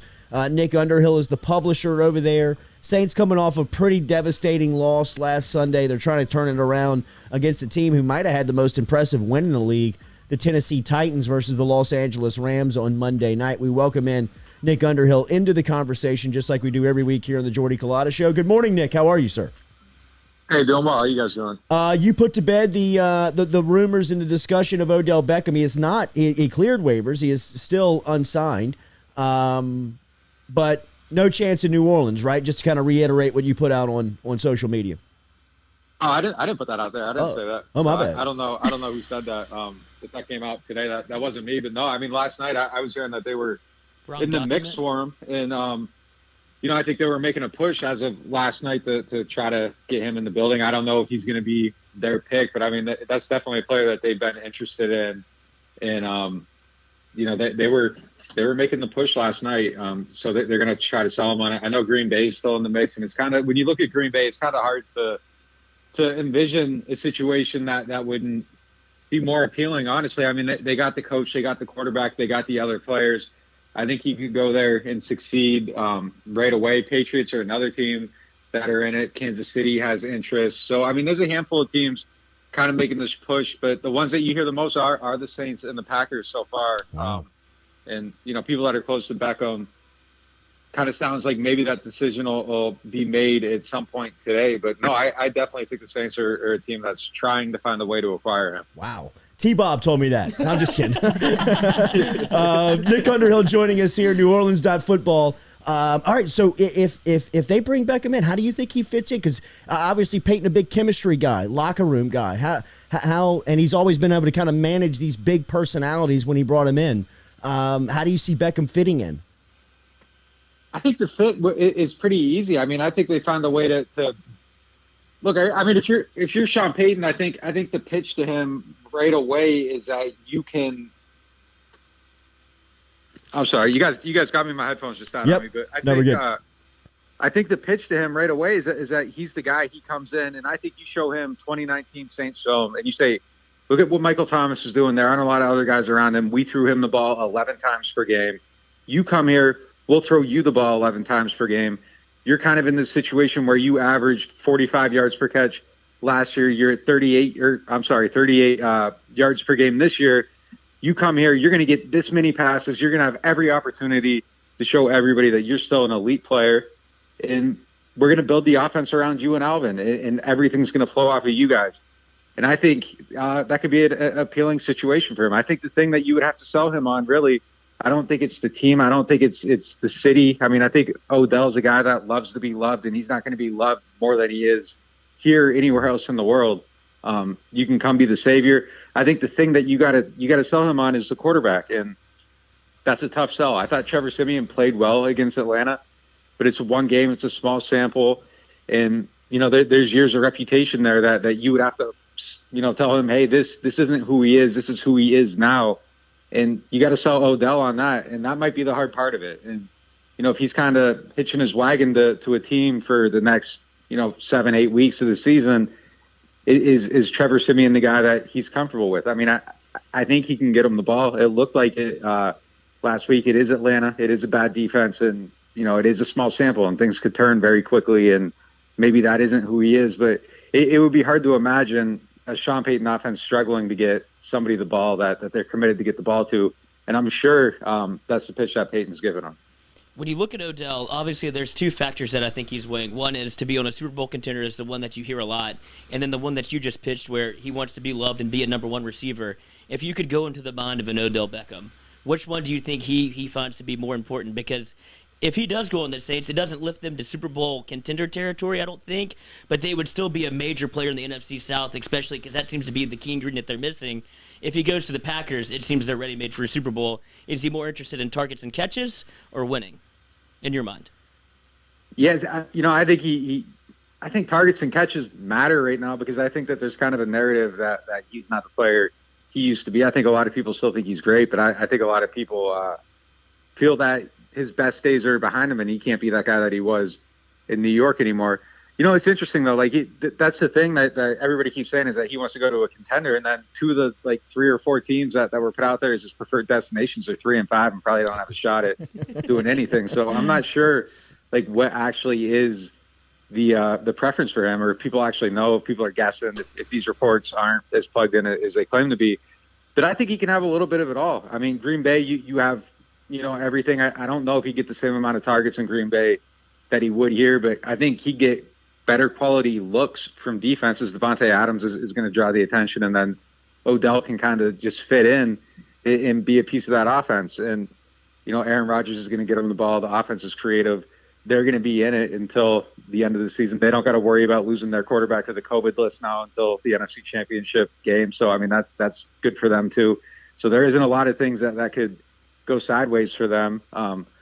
Like I said here, he's going to get the targets. They will probably make the playoffs with Odell. I think that's certain. And yeah, I mean, I don't know if they're a Super Bowl contender with them, but they're a team, and they've already shown this. They're a team that can beat anybody. And with him, I think you have a better shot at beating some of those teams. It's tough to say Super Bowl with Trevor Siemian as your quarterback, though. But yeah, I mean, they'd be a player in the NFC, and I think he'd have a chance to compete. So there's a lot of positives here. It's just, it's the quarterback, and that's kind of that's kind of the hard part that he's got to figure out. Any update on C.J. Gardner-Johnson and what the effect would be if you don't have him? No update. Yeah, that situation has been pretty quiet so far. if he doesn't play, I mean, it's going to be tough. I mean, he does a lot for this team, and I think you saw in the last game, like he was just around the ball a lot, and it kind of felt like he was like creeping on a moment. Like it just felt like he was going to get a turnover in that game, and then he's out of the game. And I think that was a little bit of a turning point for them. So that's a hole they got to fill. PJ Williams would probably get a lot more snaps. He's played pretty well this year. He's a good utility man, but I don't know if he's a difference maker that CJ Gardner-Johnson is.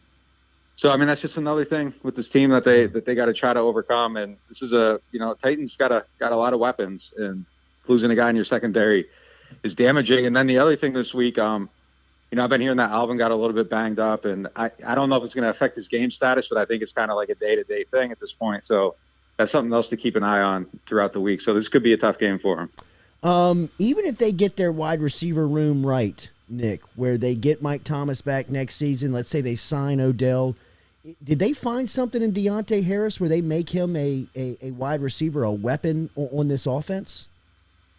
Yeah, look, I think that you can make the argument that he should be getting more targets. I know he just got like 8 in the last game, but it feels like there's more moments to get the ball in his hands. And I think if you get everybody back around him, it becomes easier to do those things. That you can kind of scheme him into space a little bit better. He's not going to be getting as much attention if you have Mike Thomas on the field, or if you have an Odell on the field, or there's some crazy world in the future where you have both those guys on the field. But yeah, I think just getting other guys in this offense makes everything a lot easier for everybody. He's not getting attention. Then, if you get Odell, Callaway now is wide receiver 3 instead of 2, which is a good spot for him. Traquan slots into, his better spot.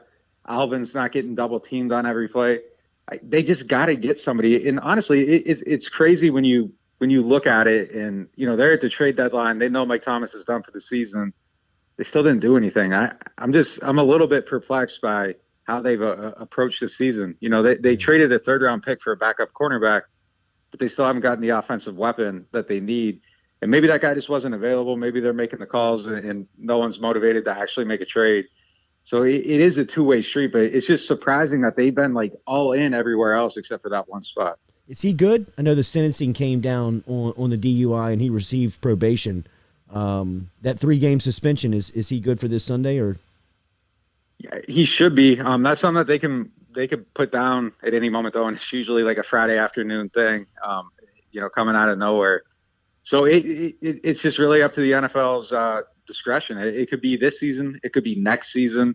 There's really no rhyme or reason on the timetable of these things. It's just kind of like when they get around to it. Like the Saints had a COVID violation last year, and the investigation took forever. The Packers have one, and it's done. And, it felt like a week, 8 days, in between Aaron Rodgers' appearances on the McAfee show. So it's just kind of like whatever they prioritize and what they do, they get to it when they want to. So, yeah, I mean, the PJ Williams one, I believe, like that one took a while when he got popped, and they gave the suspension. Willie Snead's happened a little bit quicker. So it's just going to kind of come out of nowhere, and it's going to be something that they have to deal with. Nick Underhill is joining us here on the Jordy Culotta Show. NewOrleans.Football is the website. Make sure you are subscribed if you're looking for the latest in New Orleans Saints news, including the podcast that you can get to on the YouTube page. Make sure you're subscribed there. You mentioned Trevor Siemian, and we saw some highs with Siemian versus Tampa Bay and saw some lows last weekend versus Atlanta. Do you think he shakes out somewhere in the middle, or are they going to have to stress this quarterback play every week? I think he's, I honestly think he's going to be okay. I thought he played good against Atlanta. I thought a lot of that stuff was more receiver issues. And, if Kenny Stills doesn't drop 2 35, 40-yard passes, he's at 350 yards, probably another touchdown. He had a drop by Adam Troutman. Alvin dropped one.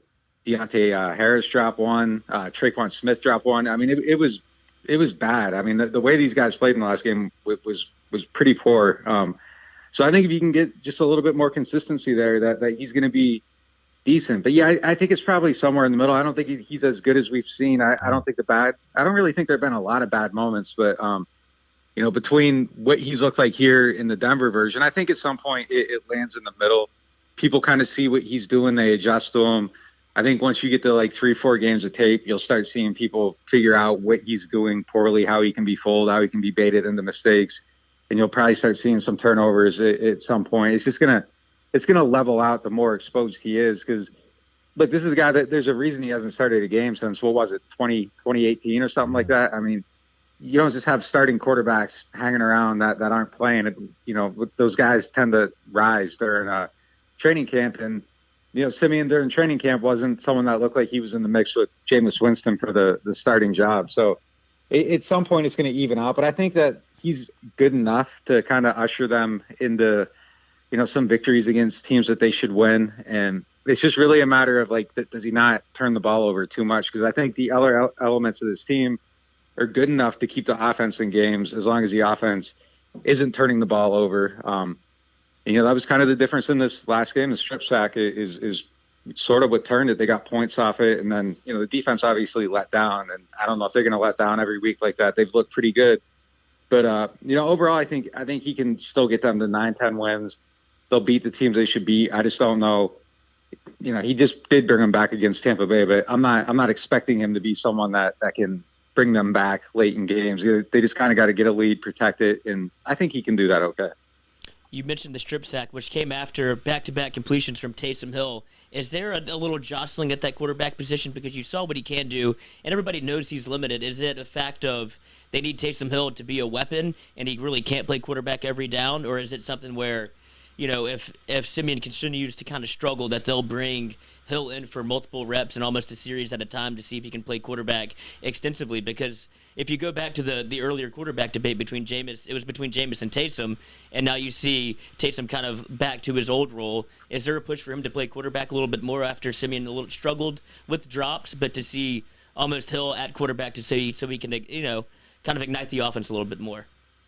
You know, honestly, my biggest surprise of this game is that they didn't use him more. And I thought that they were going to get kind of crazy with it a little bit and rotate them in. That's, you know, Simeon did that in college. He's built to come in and out of games. He played in a 2-quarterback system his first 2 years at Northwestern, maybe first 3 years. It wasn't until his senior year until he was a full-time starter there. And he kind of just has that demeanor where he can come in and out of a game. I don't think he's someone that needs to be in a rhythm. I think he just knows how to kind of handle that. And I thought they were going to dial it up. I don't think it was going to be like a full-on 2-quarterback system, but I thought we'd see a lot more snaps with Taysom in there doing kind of the stuff that he did with Breeze, but just hit a higher percentage of the offensive share. And it was just really kind of non-existent, and that was surprising to me. You know, if Simeon struggles, I don't think it's a situation where they're going to stick with him. I mean, I think they would move away from him. If you got to bring Taysom in and you know, ignite the offense, I could see that.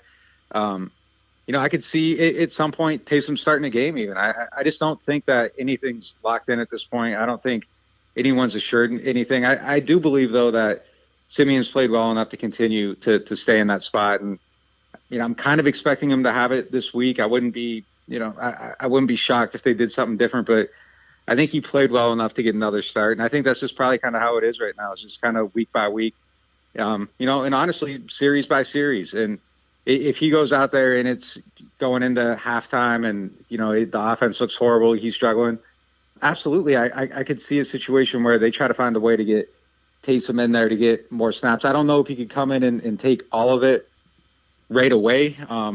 But, you know, I just don't think they're tied to anything and their options are open. And, yeah, I mean, door number 2 is definitely right there.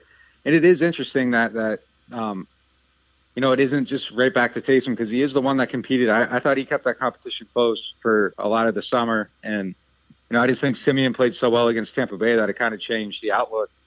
And, you know, last year, you go back to last year, honestly, like Winston coming in against San Francisco, you think about it, like if he had done more in that game, I think he probably would have got the next start. I don't think it would have went immediately to Taysom, even though that's kind of how it was drawn up on paper. I mean, we're seeing right now that they can break that script and do something different, even with promises and assurances and all that. So, you know, I think Winston kind of squandered the opportunity against San Fran last year. Simeon stepped up into it this year, then played well against Atlanta, and I do expect them to start again this week. But yeah, I think they, you know, one way or another, there needs to be more Taysom. There isn't enough on offense.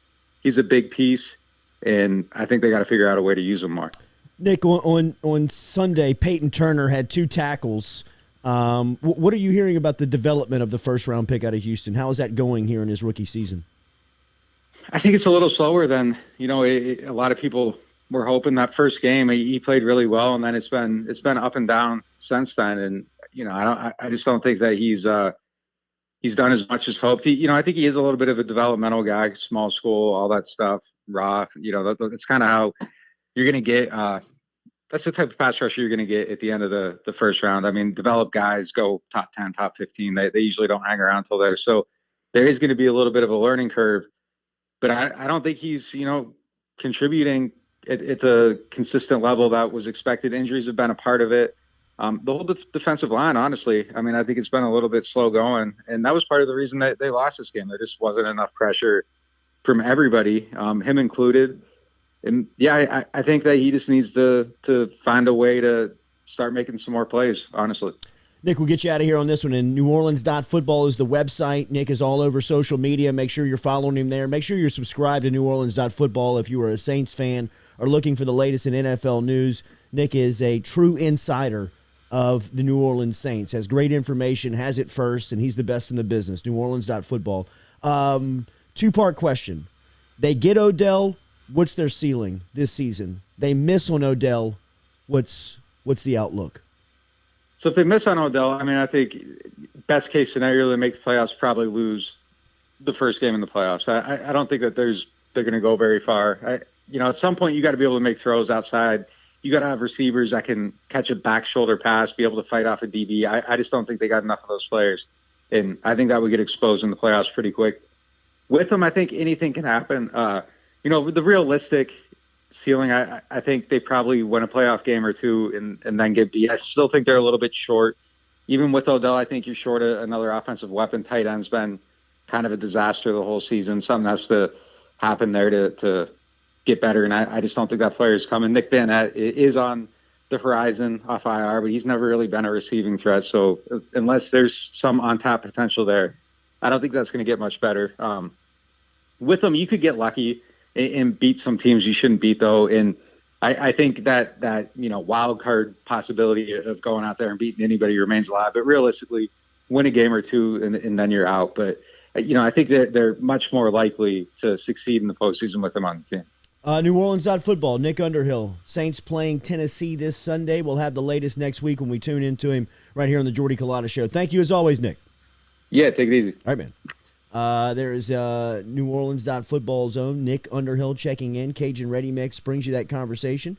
Cajun Ready Mix is online at CajunRMC.com. Get in touch with Cajun Ready Mix. They provide ready mix concrete products and services to meet all your concrete needs, no matter if the project is residential, commercial, industrial, or municipal. Cajun Ready Mix is ready for you. They've got 9 plants around the greater Baton Rouge area, which means that guarantees that all your deliveries will be completed on time to the exact specifications. High-quality products, grade A equipment, clear safety standards. Cajun Ready Mix, that's what you get when you use the pros at Cajun Ready Mix Concrete. Online at CajunRMC.com. We'll be back and close out the Jordy Culotta Show live here from the UDL on this sunny Wednesday morning. Remember, check out all of our sound. If you may have missed it, it's brought back to you by RMBbuilders.com. Specialized work over there No doubt. by Rhett Bourgeois and the crew at RMB-builders.com. service. Let's get out of here before we walk into another trap. I don't think they have those there.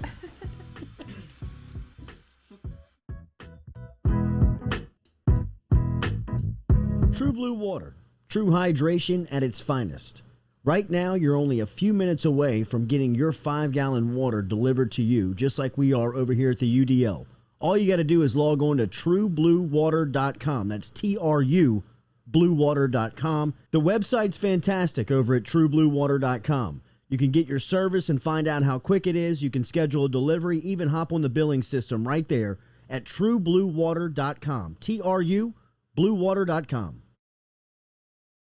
Go Chevrolet is proud to announce Go Express Auto Sales, the new used car lot located in the capital city of Baton Rouge, Louisiana, at 11522 Florida Boulevard. Go Express Auto Sales is online at goexpressautosales.com, or you can search them on Facebook and social media at Go Express Auto Sales, the newest addition to the family of Go Chevrolet. Remember, Go Chevrolet is located down in Laplace, Louisiana, but now welcoming aboard Go Express, the new used car lot located in Baton Rouge, Louisiana at 11522 Florida Boulevard. Hebert's Specialty Meats, home to the finest boudin in South Louisiana. 2 spots right here in Baton Rouge and out in Prairieville. Stop in and see them in the Dutchtown Shopping Center on Highway 73 or right here in Baton Rouge on Jefferson Highway. Online, abearsmarkets.com, and they're all over social media. You can find them on Facebook.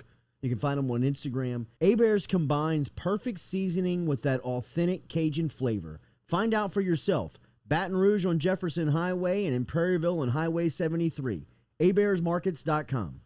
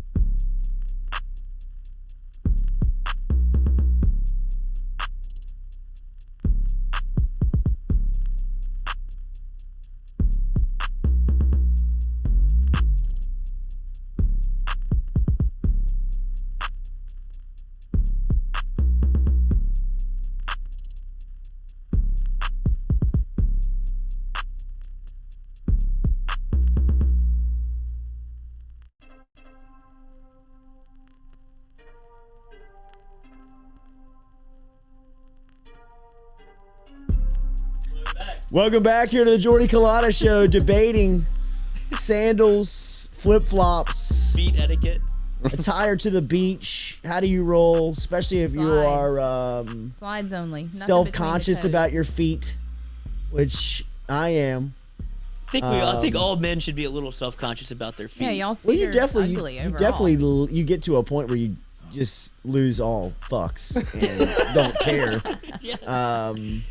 But I mean, I definitely went through a stage where I never showed my feet. Like, I've never owned a pair of thong flip-flops. I hate thong flip-flops. I mean, how people wear those don't know. routinely. I love the name because it's exactly what it is. It is, Like, it it's is a just thong. wedging right there between where you don't really want it to No, be, you don't. but it's doing the job it needs to do. Just hanging on for dear Just life. hanging on for dear, bust out that thing. Yeah. People in Louisiana love a thong flip-flop. Well, with I mean, the pants, humidity with, and the heat. Like, all year round. I know that is so. All year That's round. strange. It man. makes me very angry when I see people wearing Jordan's 5th and 6th grade football coach coaches games in flip-flops. No. See, and that's where you That's have crazy. people that are staunchly I in the mean, flip-flop that's some, community. that's some that- serial killer stuff. But that's all. That's That weird. he wears it everywhere. I'll wear them to church. Yeah. Shout out Jesus and the thongs. Like, that's what he wants.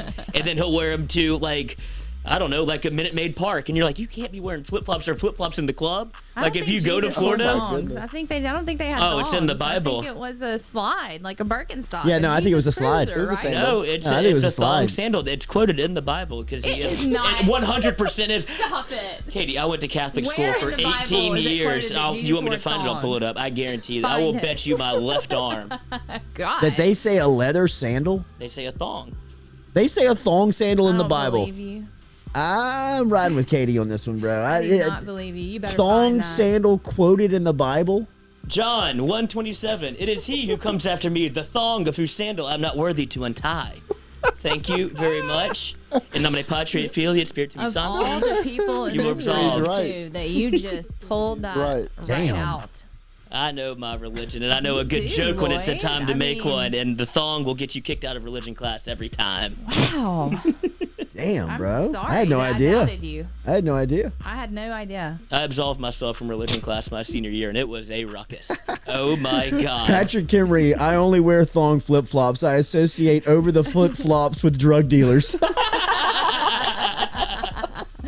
Well, This Patrick. guy must be cool. Yeah, right. There is Got a no, room full of Tony Montanas in here, bro. there's For no team slides. There's no bigger tell There is. than a flip flop or a slide. It's I like would- this guy smokes weed. Yeah, like, I didn't have time to put on shoes. I think the biggest tell is sock and sandal. Oh yeah. Yeah. Sock, That's drug dealer vibes right there. sock and slide is just a tip off of. Let me see your lighter. Yeah. You know How what I many mean? socks are you wearing? That's what you right. do when you help your mom bring groceries in. You just slip into whatever Yes. you can with your socks. Slide out there. and get That's the groceries, drug dealers. right? I guess I gotta go sell this. Hold on. I'll be back. Like, all right, you take your Where are my time. sandals at? Yeah. When I had Under a the job couch right before here. this, like a career, I wore heels every day. Is that a shot? and Like a- I- What? 401, you have a 401k? I mean, 401k. Must have You been know what I nice. mean? Sorry. You know what I mean? So I had a career and I wore closed-toe shoes because I felt like that was the right Sure. way to dress. Like, because men don't show their feet at work, and I think it's weird that Sure. women wear like flip-flops and things like that to work. So I would wear heels, and I went to lunch with a person who was over me, a man, Oh. and we're sitting in his truck, like getting back from lunch, and he looked at me and he was like, "Why don't you ever show your feet?" ooh, wow, the guy couldn't help himself. How weird is Saw a that? little private Couldn't hold moment it. there with Couldn't the. hold it. Isn't that Saw a weird? little private moment with the associate and said, "You know what? I got a foot I gotta fetish." see these feet. And she looks like she's got fantastic feet, and I'm just gonna ask her right now. Isn't that so You can't get away with that in bizarre? 2021, You can couldn't you? get away No, you with can't get that away was anymore. 4 years ago, and you couldn't get away Well, with yeah, it 4 years then. ago the times have changed for sure. No, still, Only that phalanges. was super awkward to have a woman. That was a in Trump car America with then. you. Grab those feet, girl. Right. So weird. Show me your toes before we go back in. Just the big one. I don't even What? care. Excuse me? That- You that's heard what me. It was like, Take those closed-toe shoes off now. no. Explain why you don't wear open toes and show me your feet. Well, I ran, You know, into him. I ran into him after that at the varsity, and I had like strappy shoes on, and I did Showing say, toes? Here are my yes. And- I had like going out shoes on. Did he follow you around all No, night? but I went up to him and I was like, "Here are my feet. Like they exist." Did he come? I gotta get out of here. Katie, you're arranged. Got a raise on Monday. That's why the varsity floor. That's why the varsity floor. Close my tab. Open those toes and close my tab. Thank God the kids are all in school. That's why the varsity floor is so sticky. Good for you, Katie. And now we know how she ended up here. I feel like YouTube's gonna flag it. We're gonna start getting messages like from the Oh, the strippers sex now. girls are coming. Yeah, they're Oh, coming. God. The sex girls are coming now. Welcome Good to the job, foot Lloyd. fetish segment here on the Jordy Culotta Show. And I don't Wednesday like vibes. feet. None of us Jordan, are like you feet. not laughing at any of this? No, Jordan. I mean, what are you, a fucking statue over there? Are you I alive? don't even think he hears us. Good No, God. And sleeping on the football. He's rehashing his beef last night. All right, good show. We appreciate everybody for Goodness interacting gracious. with us. Make sure to like, share, and comment on the post. No dislikes. I hate that. Hit the down thumbs button for Jordy, God's sakes. No. Interact with us and tell us you hate us. And I I don't know what love it does, that. but I like it. You Me know, too. Need that mix. I don't want Absolutely. to dislike it. Personally hurts my feelings. All right, where are you, Derek? I know You're you're not out. talking of shit I yesterday. know you're out there. You went to Did that the fake prison. pneumonia thing not trigger you enough? Just say you'll never watch Dune. Look at Jordan just laid up, not laughing at anything, bro. What do you? I mean, good lord, are you a serial killer, bro? What's on your feet? Are you wearing What's sandals? going on? I know what I'm wearing tomorrow. Yes. Thongs. Thongs. Today is Veterans Day. Oh, Is today Veterans Day or It's tomorrow? It's Tomorrow. we would have known Yes. that. We'll do like a red, white, and blue thing tomorrow. Yes. We'll do it Is that right? Salute. Yes, absolutely.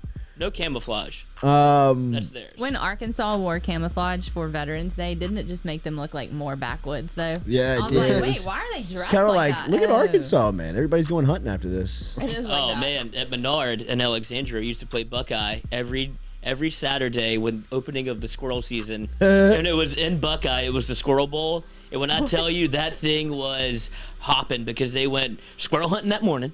And then they got all riled up for the football games that Friday night. Dude, that sounds And like Sinlaw. It was so Like, Sinlaw. It We does showed up sound at like me, Sinlaw. and I'm just like, what are y'all even talking about? And like, these people were playing beer pong with Sprite. And then, like 15, 12 years old. And I was like, what are they even doing? It's like, oh, we're getting ready for squirrel season. It's a Squirrel Bowl, boy. And I was like, okay, I don't know what that is, but let's That's so go. We're about to kick y'all's ass. No, they didn't. What's but Sinlaw? Buckeye, get out of here. No, I'm talking about from your point of view. Oh, well, yeah, I mean, they were terrifying. Yeah. Oh, did they beat y'all? No, that's what I'm saying. Yeah, But they yeah, were fired- yeah, Oh, yeah, no, yeah, oh, yeah. yeah. From We're our about point to of beat view, y'all's y'all ass. go catch a squirrel. Yeah, right. But they were fired up for the Squirrel Bowl. Got them, a little frisky. Somebody was asking about the Ducks last night. Ducks moved on to the semifinals. 10-point win in the first round. Who did y'all Tough to beat? beat a team 3 times, boys What team? Able to do and it. girls. We beat the Tigers last night. But what friends are on that team? No friends. Had a Can't miss the playoffs. had a Playoffs, psycho no dad friends. moment from the other squad. Ooh. Yes, and I believe Jordan caught it on film.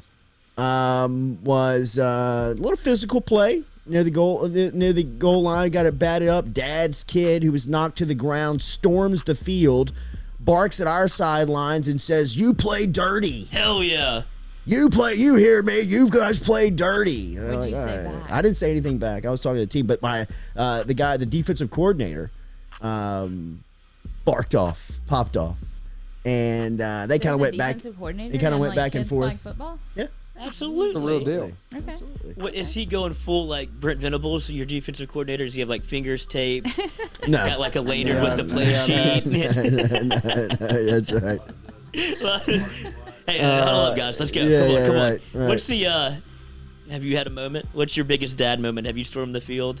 You don't seem like who was No. the boxer that had the mom get in the ring? Yeah. Whatever. He was just getting his ass kicked, and she was like, "All right, enough of this." I have not had that moment over him. You know what I mean? Like over Your son. my son.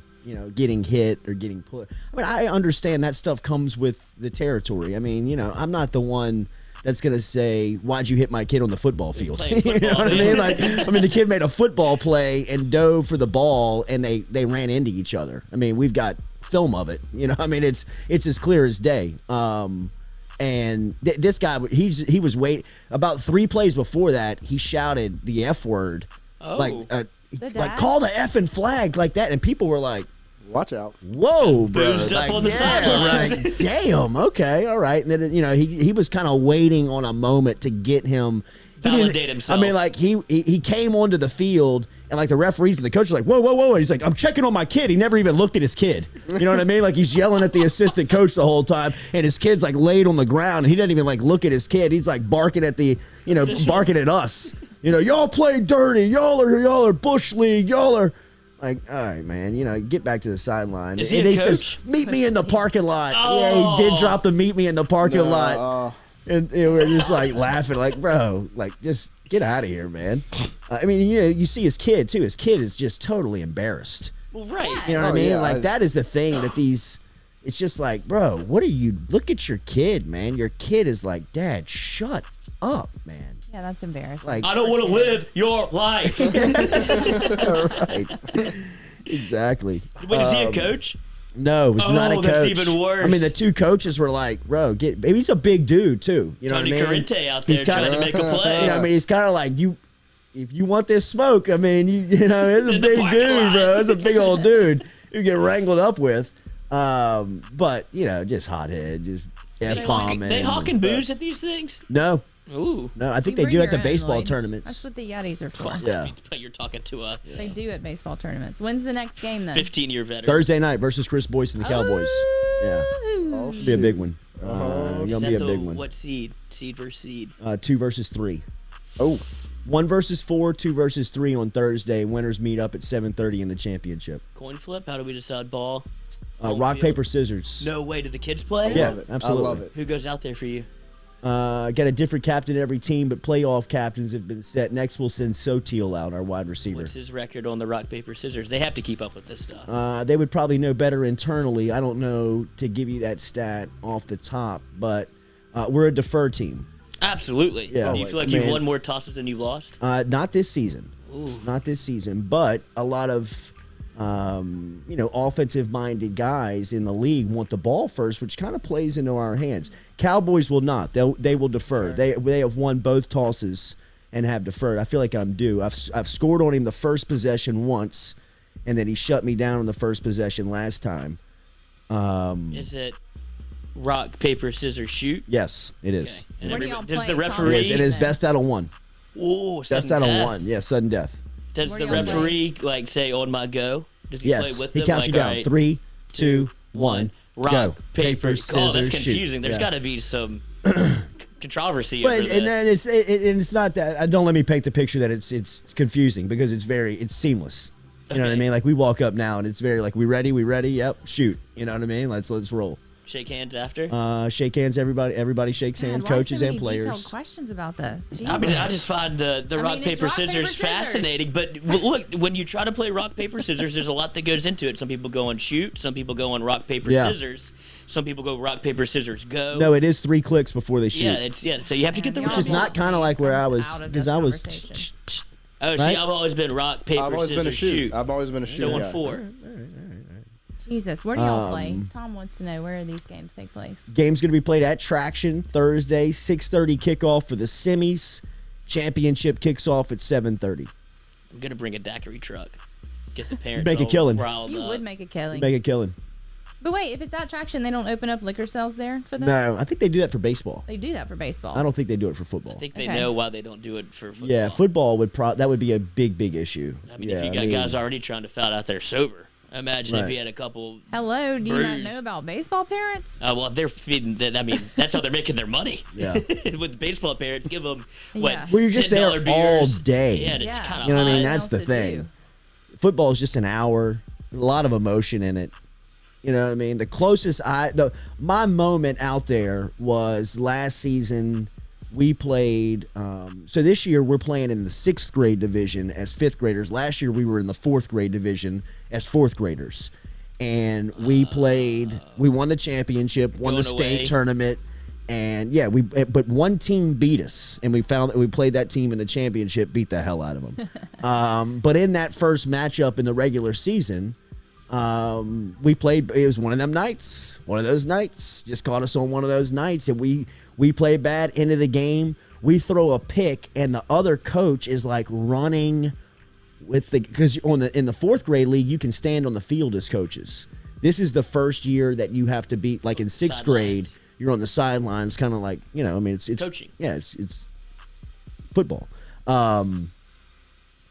And the coach is like following the kid down, and they pull the flag, and the kid and the coach like is like trying to get in my face, not to but just to let me know, you know what I mean? here. Right. And he came running by me, and when he did, he was looking at me, and he slid in the grass in tennis shoes. You know how you would, like in a kind of like moist, like kind of like damp Yes. grass, you know what I mean? And like he just like slides out and he busts his ass, you know what I mean? And he like falls down and he hops right back up, and I'm like standing because he like everybody's like, oh, what the hell's going on, you know what I mean? Because there's so much stuff happening. Kid picks the ball off, it's in the end of the game, they have a chance now to win it, their crowd's going nuts, he's going crazy, our crowd's like throwing down there, oh shit, and then he comes running by and slides and falls, and when he gets up, he gets like in my face, like he gets up and like comes right at me.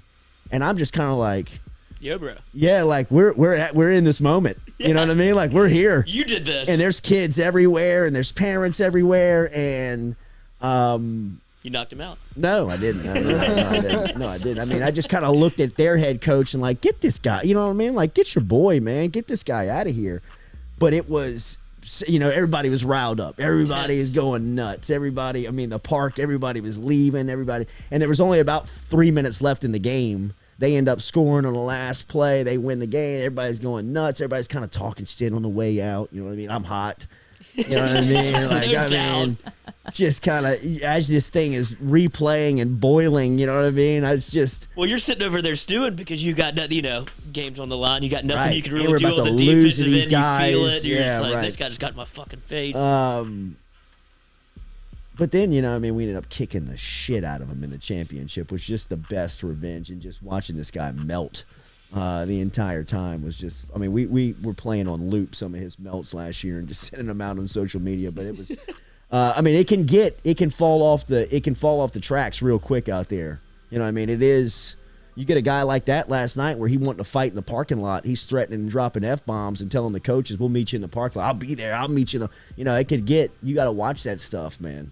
When does that stop happening? How old do you have to be to not threaten somebody to fight I don't in know, the man. I parking had a lot? buddy of mine who played college football at Nichols, and his dad threatened to fight the coach because he didn't play one time at Southern University and got arrested. Oh my god. Got put into the cop car at a college football game where his son was on the field, and it was one of That's the ridiculous. most Embarrassing. his son it was the worst dad moment I'd ever seen. And growing up, I played with him my entire life, and he was notorious for. They put him on the chain crew one time when we were in 7th grade, in 7th and 8th grade. And I'm not telling any names or anything, but they put this dad that was on our team.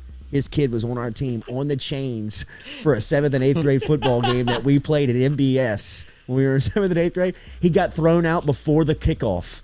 Before the opening kickoff, we're lining up to kick off, and he's holding the chain, and the referee blows the whistle before he's in and says, "This guy is gone." Get And outta we here. hadn't played a play yet. Just already we hadn't chirping. we hadn't played a play yet. He got thrown out of the game. But crazy. same guy got arrested at Southern University yelling at the Nichols football coach about not playing his kid.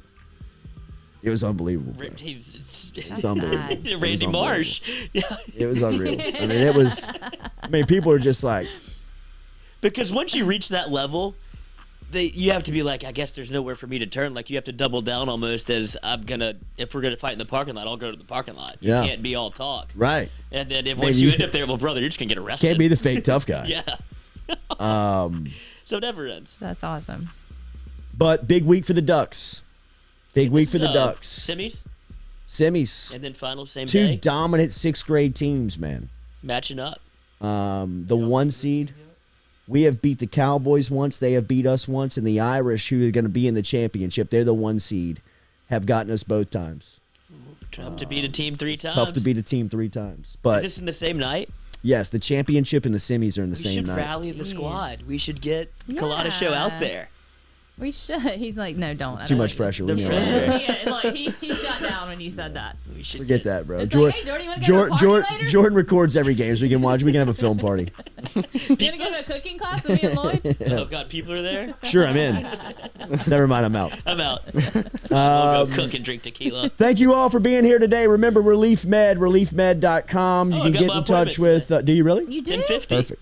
10:50. Reliefmed.com. Checked Lloyd a is lot of going through the boxes. process. I'd imagine so, buddy.